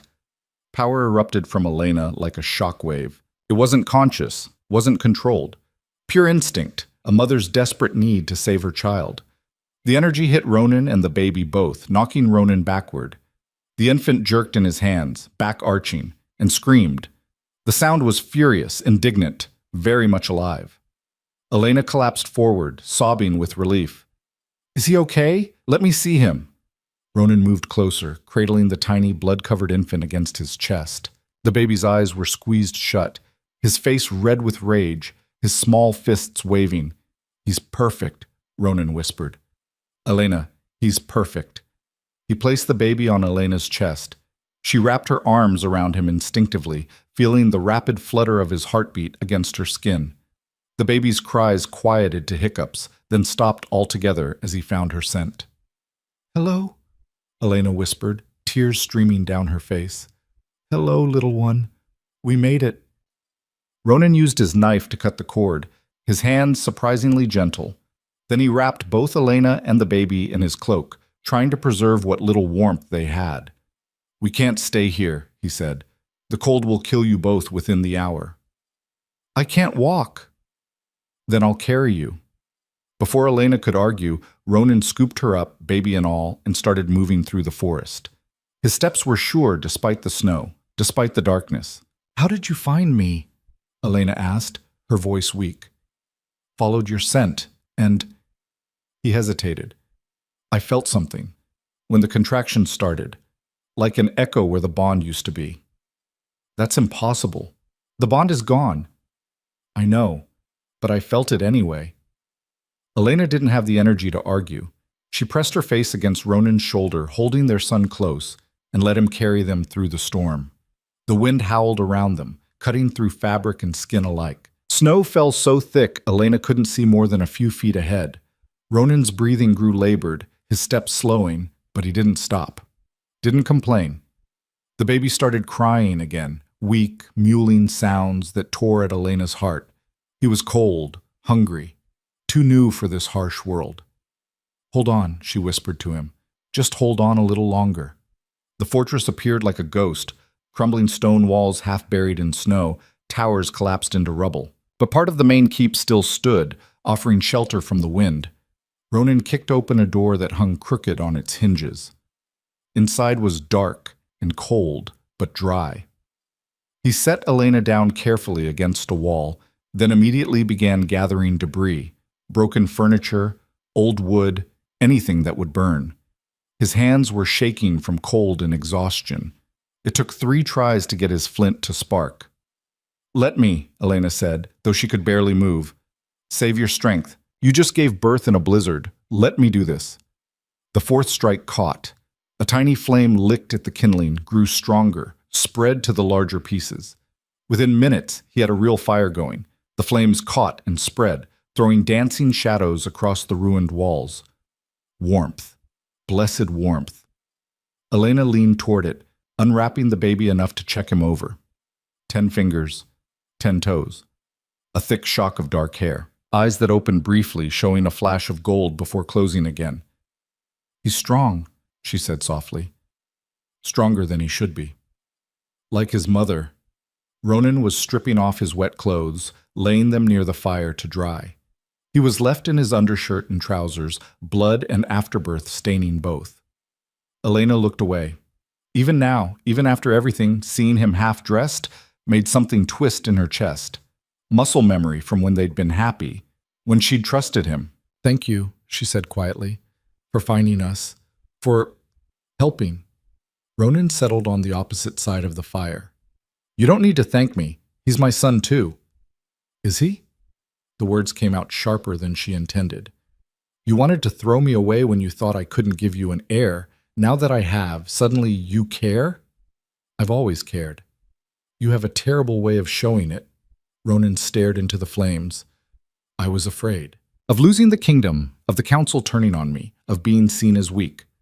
Leora offered me an easy solution, an heir without the complications. I took it because I was a coward." "And what are you now?" "Still a coward, but trying to be better." He looked up, meeting her eyes. "I know I can't undo what I did.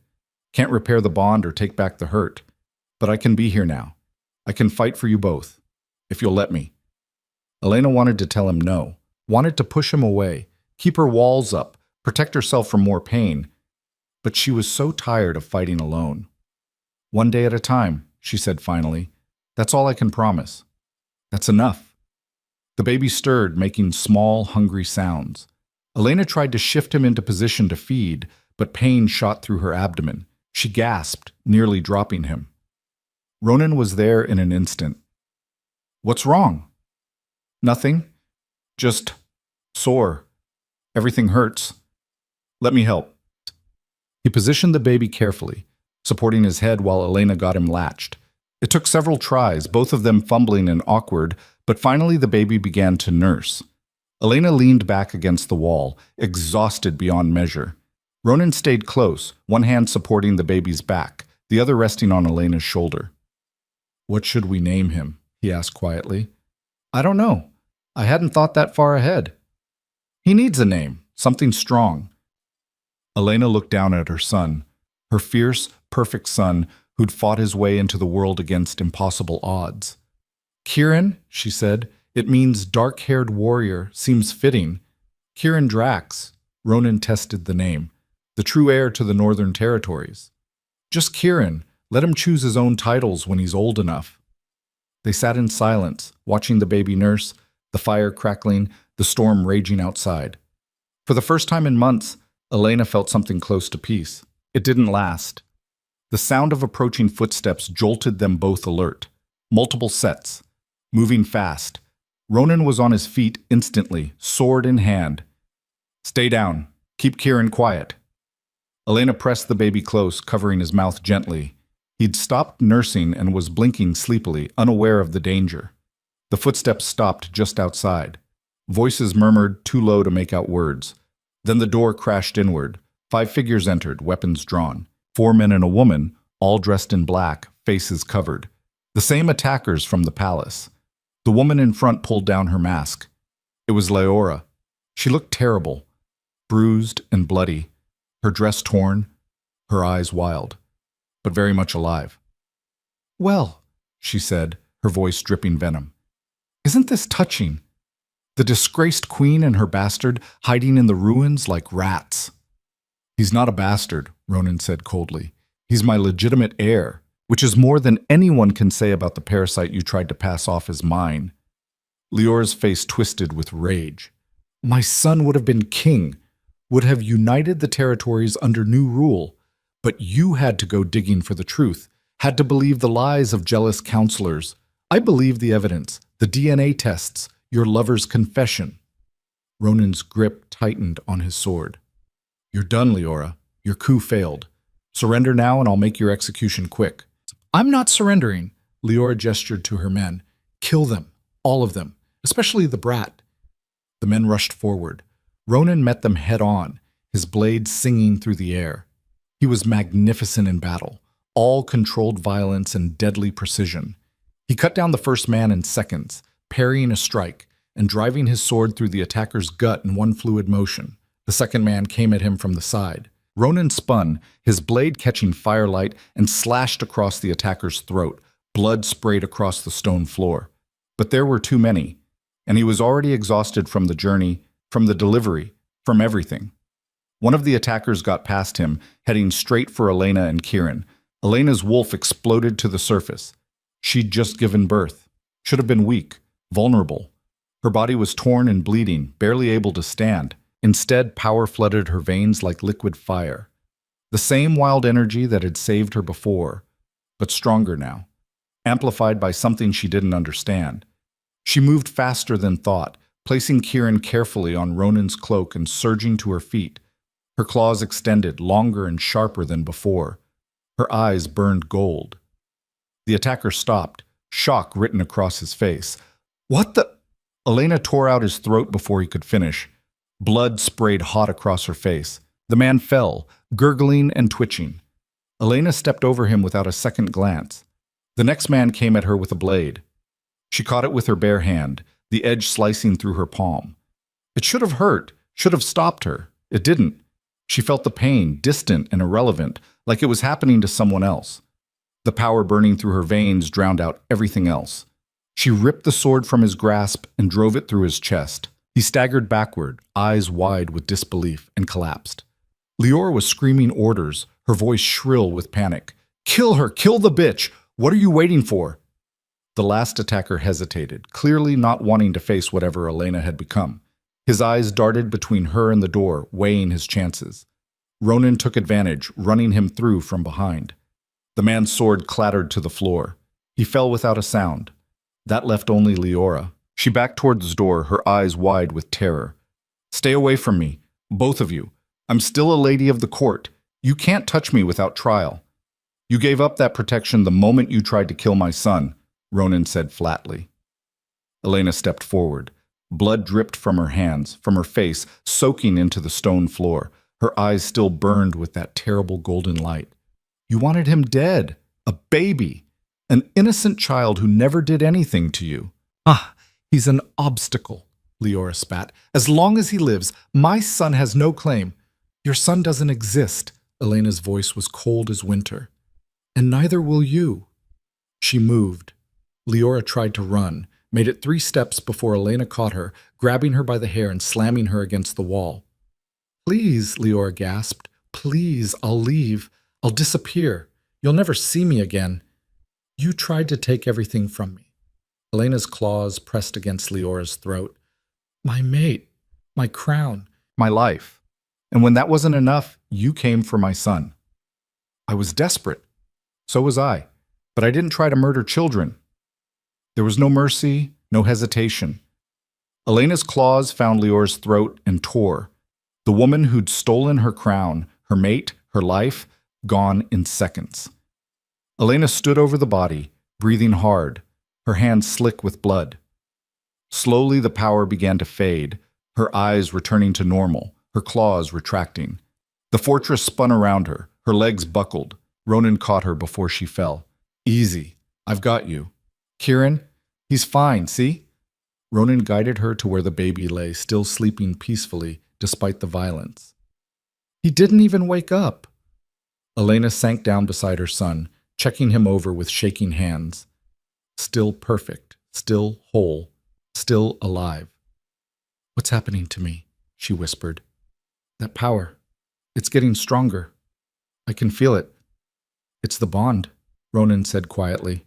Elena looked up sharply. What? The bond. It's reforming. I can feel it too. Faint, But there, it started when Kieran was born. Ronan knelt beside her. When you pushed that power into him, into me, to make him breathe, it created a new connection. Not like before. Different. Stronger. Elena pressed her hand to her chest. There, beneath the exhaustion and pain, a tiny thread of warmth. A connection that hadn't been there before. That's impossible. You can't rebuild a severed bond. Apparently you can. Ronan's expression was cautious, hopeful. If you're willing. Elena stared at him. At this man who'd broken her heart, who'd just helped deliver their son, who'd fought beside her against impossible odds. She felt the bond between them, fragile as spider silk but undeniably real. It pulsed with each heartbeat, growing stronger. I don't forgive you, she said finally. I don't know if I ever will. I know. But I don't want to fight you anymore. I'm too tired. Then we call a truce. We focus on keeping Kieran safe. Everything else can wait. Elena nodded slowly. It wasn't reconciliation, wasn't love. But it was something. A foundation to build on, maybe. Or at least a ceasefire in a war they'd both lost. Outside, the storm was breaking. The first light of dawn filtered through the cracks in the walls, pale and cold. Kieran stirred, making small sounds. Elena picked him up, cradling him close. He was warm and solid and real, the only thing in her life that made sense anymore. We should go back, Ronan said. The palace, what's left of it. The people need to see their heir, need to know the line continues. Will they accept him, after everything? They'll have to. He's got my blood, your strength. And he was born in the middle of a blizzard after his mother killed 5 assassins while barely conscious. Ronan smiled slightly. I think he's proven his worth already. Elena looked down at Kieran. His eyes were open now, staring up at her with that intense, focused gaze newborns sometimes had, as if he understood everything being said. You hear that? She whispered. You're already a legend and you're only a few hours old, no pressure. The baby made a small sound that might have been agreement or gas. Hard to tell. Ronan helped Elena to her feet, supporting her weight. She was weak, shaky, blood still dripping from the wounds on her hands. But alive. They were all alive. Against every odd, against every attempt to destroy them, they'd survived. We need to clean up first, Elena said, looking at the bodies scattered across the floor. And I need to wash. I can't walk into the palace looking like I bathed in blood. There's a well outside. The water will be freezing, but I've given birth in a blizzard. I think I can handle cold water. They worked together, Ronan dragging the bodies outside while Elena cleaned herself as best she could. The water from the well was so cold it made her gasp, but it washed away the worst of the blood. She found her ruined dress and put it back on. It was torn and stained, but better than nothing. Ronan wrapped Kieran in layers of fabric, protecting him from the cold. The walk back to the palace took hours. Ronan carried Kieran while Elena leaned heavily on his arm, her body screaming in protest with every step. But she forced herself forward, refusing to stop, refusing to show weakness. The sun climbed higher. The snow began to melt, creating streams of icy water that soaked through their boots. Tell me about the attack, Elena said, needing the distraction from the pain. How bad was it? Bad enough. They had inside help, guards, servants, even a few nobles. Leora's network was deeper than we thought. Ronan's jaw tightened. They killed dozens, burned the West Wing, nearly got to the treasury. And Kyle stopped them? Kyle and the loyal guards. It was close. If they'd waited another hour, if we hadn't returned when we did. He didn't finish the thought. They walked in silence for a while. Then Elena asked the question that had been burning in her mind. Why did you come after me? Really? Ronan was quiet for a long moment. Because when I felt the bond echo, when I knew you were in labor, I realized something. I've made a lot of mistakes in my life, hurt a lot of people. But letting you leave, letting you think you were worthless, that was the worst thing I've ever done. And if I let you die alone in the wilderness, I'd never forgive myself. So it was guilt. It was love. His voice was soft. Broken, damaged love, but still love. Elena didn't respond. Couldn't. The words were too much, too complicated. But the bond between them hummed, warm and alive. And some part of her, the part that remembered what they'd been, responded despite everything. When they finally emerged from the forest, the sun was high overhead. The palace rose before them, scarred and smoking but still standing. Guards saw them first. Shouts went up. People came running. Kyle reached them first, his scarred face breaking into something close to a smile. "You're alive. All three of you." "Hard to kill," Elena said. "So I see." His eyes moved to the baby in Ronan's arms. "The heir." "Kieran," Ronan said. "Born in a storm, delivered in the wild. The strongest child I've ever seen." "Looks like his mother, then." Kale's expression grew serious. "The council is waiting. They want answers, explanations, proof." "They'll get all of that," Elena said. "But first I need a bed, and food, and about 3 days of sleep." "You'll get an hour at most." "The council won't wait," Elena sighed. Of course they wouldn't. Word spread through the palace like wildfire. By the time they reached the main courtyard, a crowd had gathered. Nobles, guards, servants, everyone pressing close to see. Whispers followed them. The disgraced queen, the true heir, the king who kneeled. Ronan held Kieran up, his voice ringing out clear and strong. "I present to you Kieran Drax, true heir to the Northern Territories, born to Elena Varelli, the rightful Luna Queen. Any who dispute his claim can face me directly." Silence. Then someone started clapping. Then another. Then the whole courtyard erupted in cheers. Elena stood beside Ronan, one hand pressed to her aching body, the other reaching for her son. She was filthy, bloody, barely able to stand, but she was a queen, and everyone could see it. Ronan turned to her, his voice low enough that only she could hear. "They're cheering for you. Not me. You." "They're cheering for hope," Elena said, "for the idea that something broken can be made whole again." "Can it?" She met his eyes. The bond pulsed between them, fragile but growing stronger with each passing moment. "I don't know," she said honestly, "but I'm willing to find out." Ronan handed Kieran to her carefully. The baby nestled against her chest, content and safe. And in that moment, standing in the ruined courtyard of a palace that had tried to destroy her, holding the child she'd nearly died to bring into the world, Elena felt something shift. Not forgiveness, not love, but power, real power.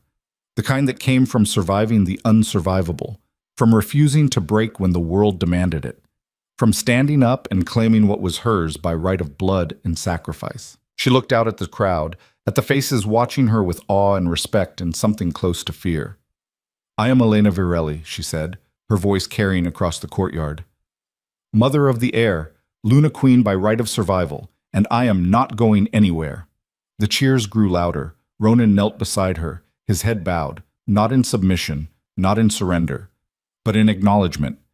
That she was no longer the woman he'd cast aside. She was something new, something forged in pain and fury and impossible choices.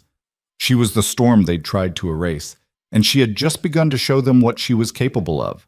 The High Council convened in what remained of the throne room 2 hours after Elena's return. She walked in carrying Kieran, refusing the cradle the servants had prepared. Ronan walked beside her, not ahead, not behind. Equal. 6 council members sat in a semicircle, their faces ranging from disapproving to openly hostile. High Chancellor Oren led them, his thin lips pressed into a line so tight it looked painful. "This is highly irregular," he began without preamble. "A disgraced Luna returning with a child of questionable—" "Finish that sentence and I'll have your tongue." Ronan's voice was ice. "My son's legitimacy is not up for debate." "The king's personal feelings aside," Lady Vera spoke up, her steel-gray hair pulled back severely, "we must consider appearances. 3 months ago you declared Elena barren and severed your bond. Now she returns pregnant, and suddenly everything has changed. The people are confused. They need clarity." "Then give them clarity." Elena shifted Kieran, who was starting to fuss. "Tell them the truth. That your physicians were bribed. That Leora's conspiracy ran deeper than anyone knew. That I was exiled based on lies." Murmurs rippled through the council. One of the younger members, Lord Castor, leaned forward. "You have proof of these bribes?" "Marin has the bank records," Ronan said.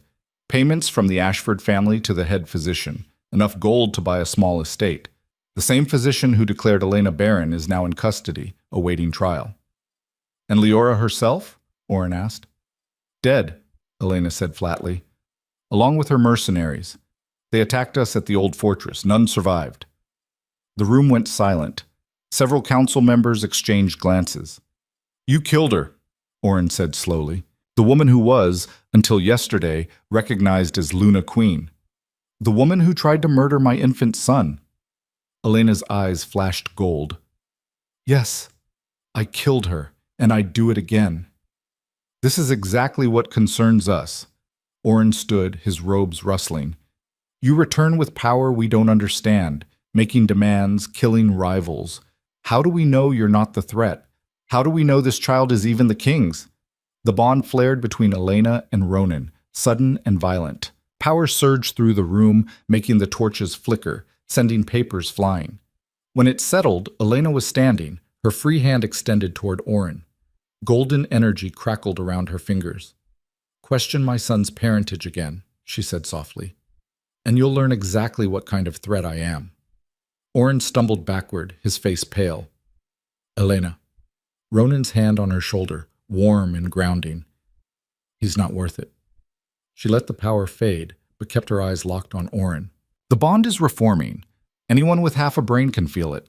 That doesn't happen unless the connection is real, unless the child is ours. So either accept that, or get out of my way. Our way, Ronan corrected quietly. Elena glanced at him. The bond hummed between them, stronger than it had been even an hour ago. She could feel his presence now, his emotions, concern, pride, something that might have been love. Our way, she agreed. Kieran chose that moment to start crying in earnest, his small face scrunching up. Elena tried to soothe him, but he was hungry and cold and done with all the political nonsense. We're not doing this now, she said. My son needs to eat, needs warmth, needs rest. You want to question me, question his legitimacy. You can do it after he's fed and sleeping. The council's business cannot wait. Then conduct it without me. Elena turned to leave. I've given birth in a blizzard, killed 5 assassins, and walked 10 miles bleeding. I'm done performing for people who still think I owe them explanations. She made it 3 steps before Orin's voice stopped her. If you walk out of this chamber, you forfeit any claim to the title of Luna Queen. Elena turned slowly. I never wanted your title. I wanted respect. I wanted to be heard. I wanted my mate to trust me over a scheming parasite. You've given me none of those things, so keep your title. I don't need it. Elena, Ronan started, but understand this. Elena's voice carried through the chamber, strong and clear. I am the mother of the true heir. That makes me more important than every single person in this room, including you, Chancellor. Because if something happens to me, if I decide to take my son and disappear, your precious bloodline ends. Your kingdom falls into chaos. Everything you've spent centuries building crumbles to dust. She let that sink in. So here's what's going to happen. You're going to investigate the conspiracy. You're going to expose every person who helped Leora. You're going to publicly clear my name and admit you were wrong. And then, only then, we'll discuss what role I play in this kingdom. Silence. Absolute silence. Then Lady Vera did something unexpected. She laughed. You've got steel in you, girl. I'll give you that. The old woman stood, her joints creaking. I move that we grant Elena Varelli full restoration of her title and rights, pending investigation into the conspiracy against her. Seconded, Lord Castor said immediately. Orin looked like he'd swallowed glass. This is premature. This is overdue, Lady Vera snapped. We made a mistake. A catastrophic one that nearly cost us everything. Time to own it. The vote was 4-2 in Elena's favor. Orin and one other counselor abstained, but it didn't matter. Elena was Luna Queen again. She should have felt victorious, vindicated. Instead, she just felt tired. Thank you, she said quietly.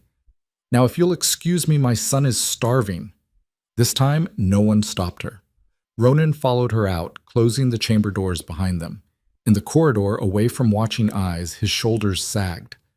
That was, he started. Necessary, Elena finished. They needed to understand. I'm not the woman they exiled. I can't be. I know. He touched her arm gently. But you scared me in there. The power. It's growing faster than I expected. It scares me too. Elena looked down at Kieran, who had quieted now that they were away from the council chamber. I don't know what's happening to me. To us. We'll figure it out. Together. The word hung between them. Together. Like they used to be. Like they might be again. But not yet. Too much was still broken. Marin was waiting in Elena's chambers, a tray of food and medical supplies already prepared. She took one look at Elena and scowled. You should be in bed. I was dealing with the council.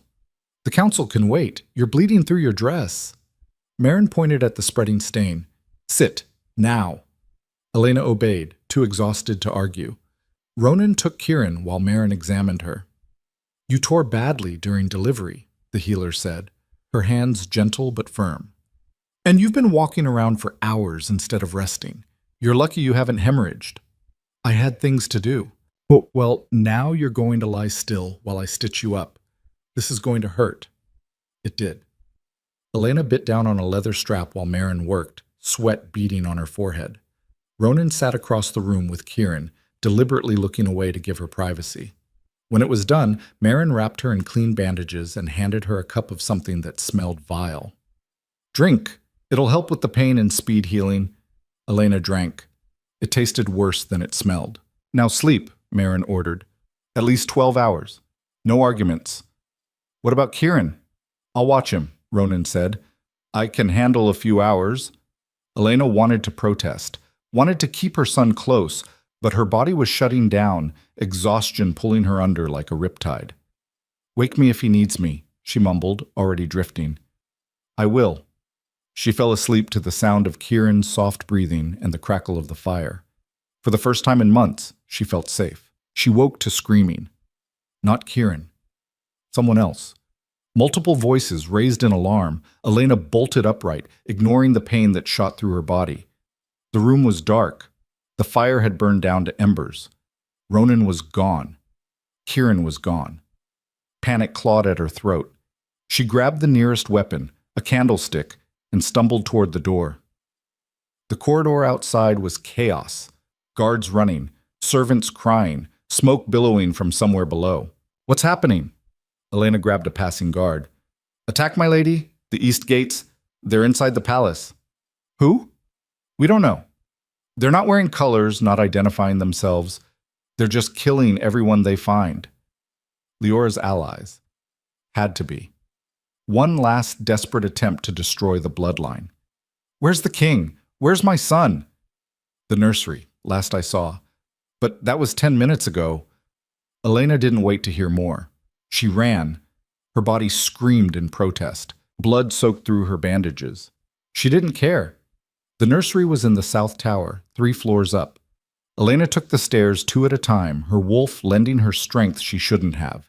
She reached the nursery door to find it splintered, hanging off its hinges. Inside, carnage. 2 guards dead on the floor. A servant woman, throat cut, sprawled across the cradle. And standing in the center of the room, holding Kieran, was a man Elena didn't recognize. He was tall, scarred, with the look of a professional soldier, not palace guard. Mercenary. Put him down, Elena said, her voice deadly calm. The man looked at her, assessing. You're the mother. I'm a lot more than that. Put him down. Can't do that. I've got orders. The child dies tonight. Then you die first. Elena moved. The power that had been growing inside her since Kieran's birth erupted like a volcano. Golden energy engulfed her, transforming her. Her claws extended to twice their normal length. Her eyes burned so bright they cast shadows. The mercenary's confidence wavered. He took a step back, shifting Kieran to hold him like a shield. You attack me. You risk hitting the baby. You think I need to touch you to kill you? Elena's voice echoed strangely, layered with something that wasn't quite human. Put my son down and I'll make it quick. And if I don't, then I'll make it last. The mercenary made his choice. He threw Kieran. The baby sailed through the air, heading straight for the stone floor. Time slowed. Elena watched her son tumble, his small body vulnerable and helpless. She'd never reach him in time. Couldn't move fast enough. The bond flared. Ronan burst through the window, glass shattering around him. He caught Kieran mid-air, rolling to absorb the impact, shielding the baby with his body. "I've got him!" he shouted. "Elena, he's safe!" The power inside her, no longer restrained by fear for her son, unleashed. Elena became something other, something primal and terrible and absolutely merciless. She crossed the room in a blur, her claws finding the mercenary's chest. She tore through armor and flesh like paper, ripping out his heart before he could scream, but she didn't stop there. The rage, the fear, the months of pain and betrayal, all of it poured out. She destroyed him, completely, until there was nothing left that resembled a human being. When the red haze finally cleared, Elena was standing in a pool of blood, breathing hard, her hands dripping. Ronan stood in the corner, holding Kieran, his eyes wide. "Elena," he said carefully, "it's over. He's dead. You can stop now." She looked down at her hands, at what she'd done. The power was still there, coiled inside her chest, hungry for more violence. "I can't," she whispered. "I can't make it stop." "Yes, you can." But Ronan stepped closer, carefully. "Look at me." "Not at him." "At me." Elena forced her eyes up, met Ronan's gaze. "Breathe," he said. "Just breathe. You're safe. Kieran's safe. We're all safe." The bond between them pulsed, warm and steady, an anchor in the chaos. Slowly, the power began to recede. Her claws retracted. The golden light faded from her eyes. Elena collapsed. Ronan caught her with his free arm, supporting her weight.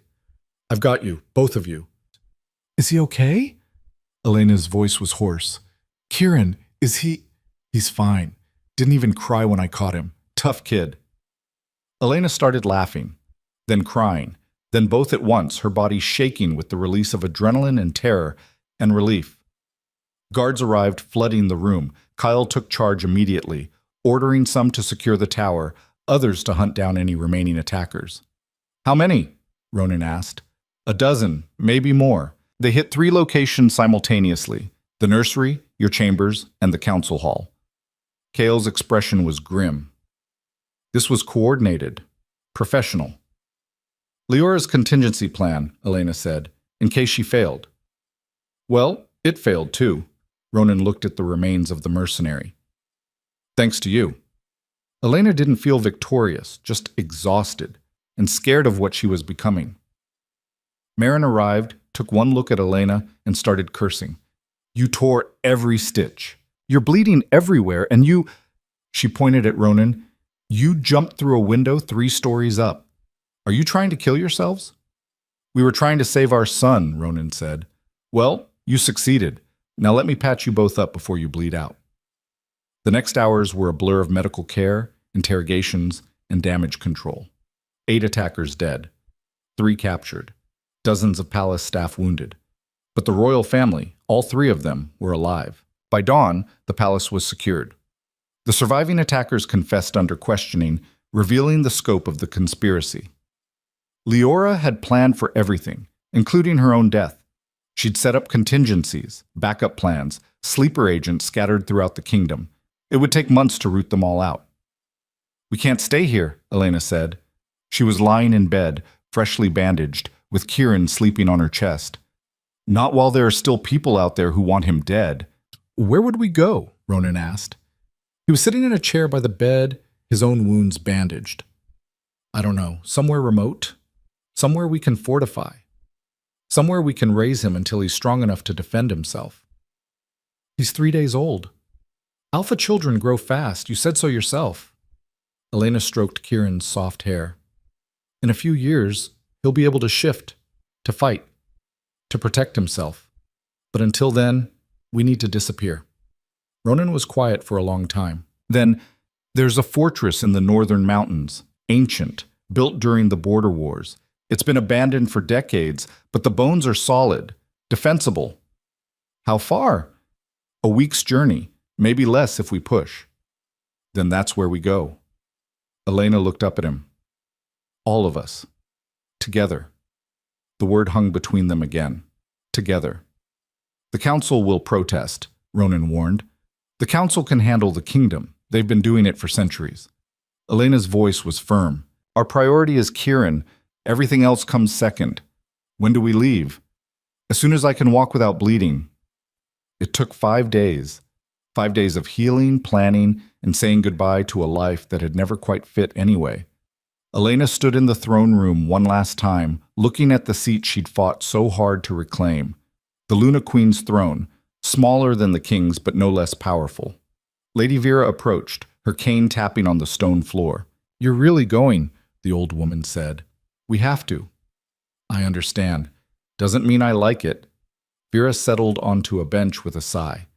"You've been queen for less than a week. People will say you're running away. Let them say whatever they want. I'm protecting my son. That's all that matters." Spoken like a true mother. Vera smiled slightly. "And a true queen. The throne isn't a place, girl. It's what you carry with you." Elena touched the crown on her head, the Luna crown, returned to her after the council vote. She lifted it off and handed it to Vera. "Hold on to this for me. When Kieran is old enough, when it's safe, we'll come back. And I'll wear it again." "A promise?" "A threat." Elena smiled. "Anyone who tries to take what's mine while I'm gone, better pray I never return." Vera laughed, a sound like rustling paper. "I believe you. Now go. Your family is waiting."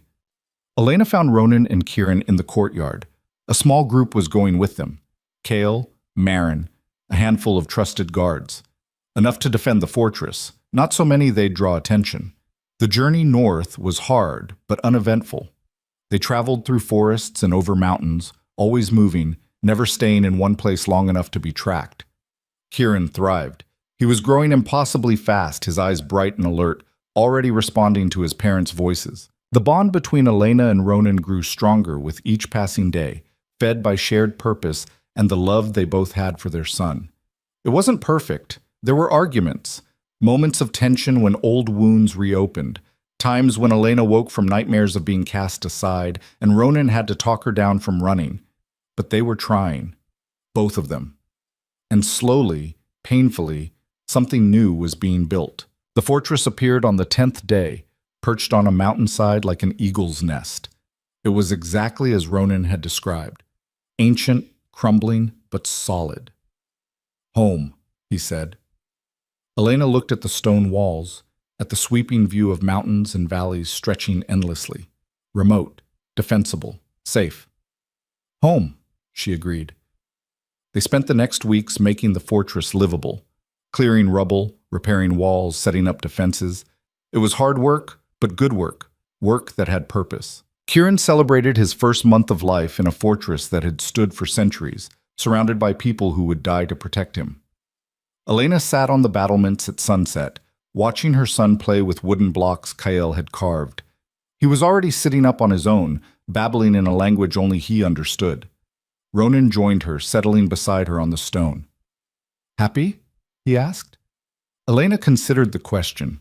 Was she happy, after everything that had happened, everything she'd lost and gained? "I'm alive," she said finally. "My son is alive. We're safe. That's more than I thought I'd have 3 months ago." "That's not an answer. It's the only answer I've got." They sat in comfortable silence, watching the sun paint the mountains gold and red. "The bond," Elena said quietly. "It's almost complete now. I can feel you all the time, your emotions, your thoughts almost." "I know, I feel it too. Does it scare you? Should it?" Elena thought about the power growing inside her, about what she'd become in the nursery, about the violence she was capable of. "Maybe." Ronan took her hand, lacing their fingers together. "I'm not scared of you, Elena. I'm in awe of you. You've survived everything the world threw at you and came out stronger. You're magnificent, terrifying, and absolutely the only person I want beside me." Elena looked at him, really looked at him, at this man who'd broken her heart and then helped her put the pieces back together, who'd delivered their son in a blizzard and jumped through windows to save him, who knelt before her in front of the whole kingdom and called her his queen. "I think I might be falling in love with you again," she admitted. "And I hate that, because you hurt me so badly and I swore I'd never forgive you." "You don't have to forgive me. You don't have to love me. Just let me stay. Let me prove I can be better." "How long?" "However long it takes." Elena leaned her head on his shoulder, feeling the bond pulse between them like a heartbeat. One day at a time, then. One day at a time. Kieran made a happy sound, successfully stacking 3 blocks before knocking them over. He laughed, delighted by the destruction he'd caused. Elena smiled. He's going to be a handful. Wonder where he gets that from. Careful, or you're sleeping on the battlements tonight. Ronan laughed, and for the first time in forever it felt real, natural, like they might actually make it. 6 months later, scouts reported that the palace conspiracy had been fully rooted out. The kingdom was stable. The council was requesting the royal family's return. Elena stood in the great hall of the fortress, reading the letter. Kieran was on the floor, crawling at impossible speed, chasing a ball that Kyle kept rolling away from him. At 6 months old, he looked like a 1-year-old, talked in simple sentences, could shift parts of his body, just his hands so far, but Marin said full transformation would come soon. What do you think? Ronan asked. Elena watched her son, fierce and perfect, and growing stronger every day. She thought about the palace, about the throne, about the crown she'd left behind. I think, she said slowly, it's time to go home. Time to show them what we've become. We? All of us. Elena smiled. We're not the broken people who left. We're something new now, something stronger. The bond flared between them, fully formed, complete. Stronger than the first bond had ever been, forged in fire and blood and survival. When? Ronan asked. Spring, when the mountain pass is clear. Elena set the letter down. We'll return as a family, as equals. And we'll build something better than what was. Ronan crossed the room and pulled her into his arms. The kiss was gentle, asking permission, giving her the choice. Elena chose him, chose to try, chose to believe that broken things could be made whole again, even if they never looked quite the same. When they finally pulled apart, Kieran was staring at them, his small face serious.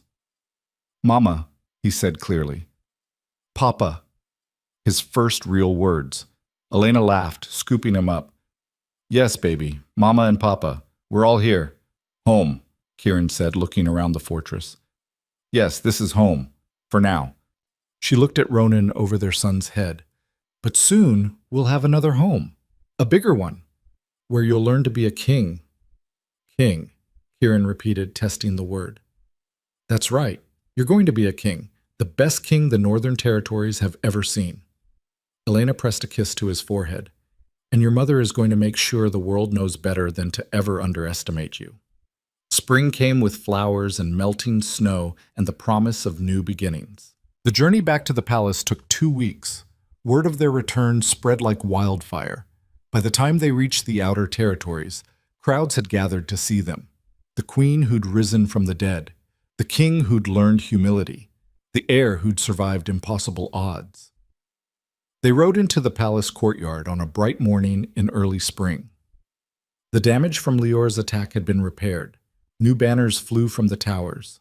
The High Council waited on the steps. Oren was gone, replaced by a younger man with kind eyes.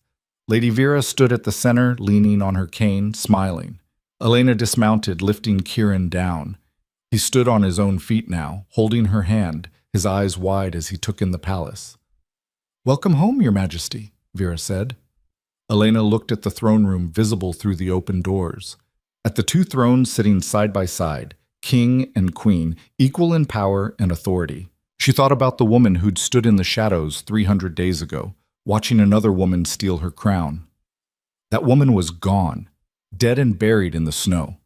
This woman, scarred, powerful, unbreakable, was who remained. Thank you, Elena said. It's good to be home. She walked up the steps with Ronan at her side and Kieran between them. The council bowed, the crowd cheered, and Elena Varelli, Luna Queen of the Northern Territories, mother of the true heir, survivor of betrayal and exile and impossible odds, reclaimed her throne. Not as a victim, not as someone who'd been saved, but as a force of nature who'd rewritten every rule, broken every expectation, and emerged from the storm stronger than anyone thought possible. The woman they'd tried to erase had become the woman who would never be forgotten, and her reign had only just begun. The coronation ceremony was set for the first full moon after their return. Elena stood in her chambers, staring at her reflection. The dress was new, deep midnight blue with silver thread woven through it, forming patterns that looked like constellations. It fit perfectly, hugging curves that had softened since Kieran's birth, then flowing to the floor in waves of fabric. She looked like a queen, felt like a warrior. "You're nervous," Ronan said from the doorway. "I'm terrified." Elena turned to face him. He wore formal armor, polished until it gleamed with the royal crest emblazoned across the chest. "What if I'm not ready? What if I fail them?" "You won't." "You don't know that." Ronan crossed the room, taking her hands. "I know you survived a blizzard birth, killed trained assassins while bleeding out, rebuilt a bond that was supposed to be impossible to repair. If you can do all that, you can handle a crown. That's different. That was survival. This is—" She gestured helplessly. "This is leading, making decisions that affect thousands of people. What if I make the wrong choice? Then you'll make another choice, and another, until you get it right." Ronan's thumb traced circles on her palm. "You're not doing this alone, Elena.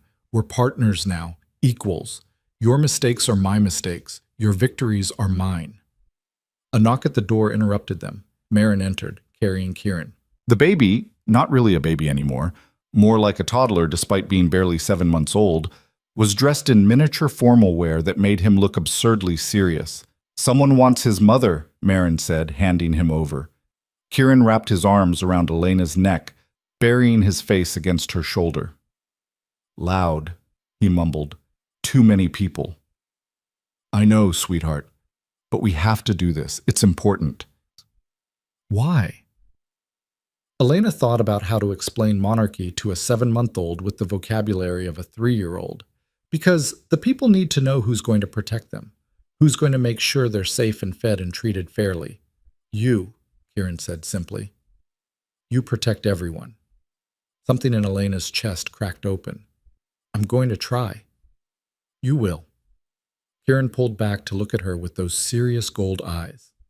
"You're the strongest. Out of the mouths of children." Elena kissed his forehead. "Thank you, baby. Now, are you ready to sit very still and be very quiet while Mama and Papa do boring grown-up things?" Kieran considered this. "Can I have cake after?" "So much cake." "Okay." The throne room had been transformed. Every noble family in the Northern Territories had sent representatives. The room was packed with wolves in their finest clothing, all waiting to see the coronation of the queen who'd defied death itself. Elena walked down the aisle with Kieran on one side and Ronan on the other. Every eye followed her, some with admiration, some with curiosity, a few with lingering suspicion. Let them watch, let them judge. She'd proven herself in blood and fire. If that wasn't enough, nothing would be. The new High Chancellor, a man named Garrett, with honest eyes and a reputation for fairness, stood before the twin thrones. In his hands, he held 2 crowns. The king's crown, which Ronan already wore, and the Luna crown, which had been waiting for Elena's return. "Kneel," Garrett said. Elena knelt, keeping one hand on Kieran's shoulder. The little boy stood perfectly still, understanding somehow that this moment mattered. "Elena Virelli," Garrett's voice rang through the chamber. "You have endured trials that would break most wolves. You have survived exile, betrayal, and attempts on your life. You have given birth to the heir under impossible circumstances. You have defended this kingdom and its people with your blood and your strength. Do you swear to continue this service? To lead with wisdom and protect with ferocity? To put the good of the many above the comfort of the few?" "I swear it," Elena said clearly. "Do you swear to rule alongside your mate as equal, to counsel and be counseled, to share power and responsibility without pride or prejudice?" "I swear it."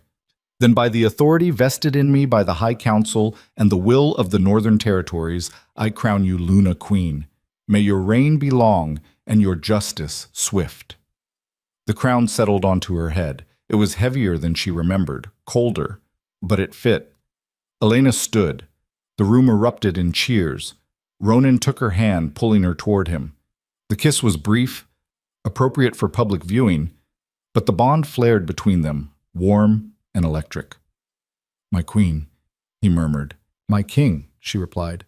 Kieran tugged on her dress. Cake now? The room burst into laughter. Even the sternest nobles couldn't help but smile at the heir's single-minded focus. Yes, Elena said, lifting him into her arms. Cake now. The feast lasted hours.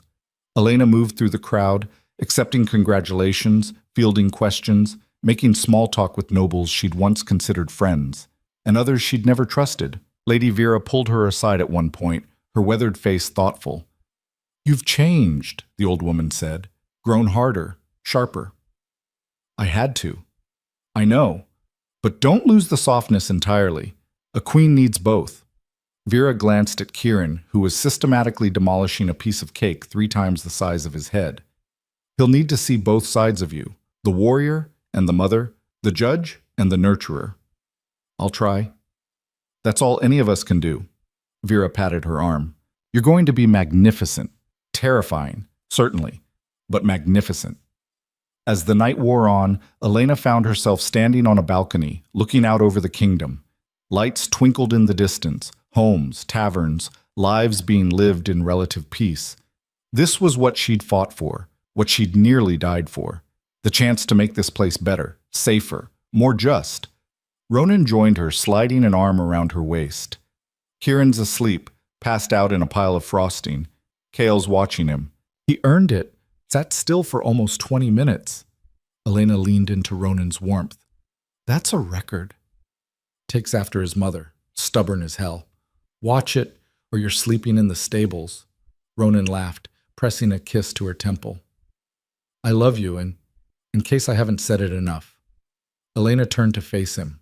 The bond between them hummed, complete and unbreakable.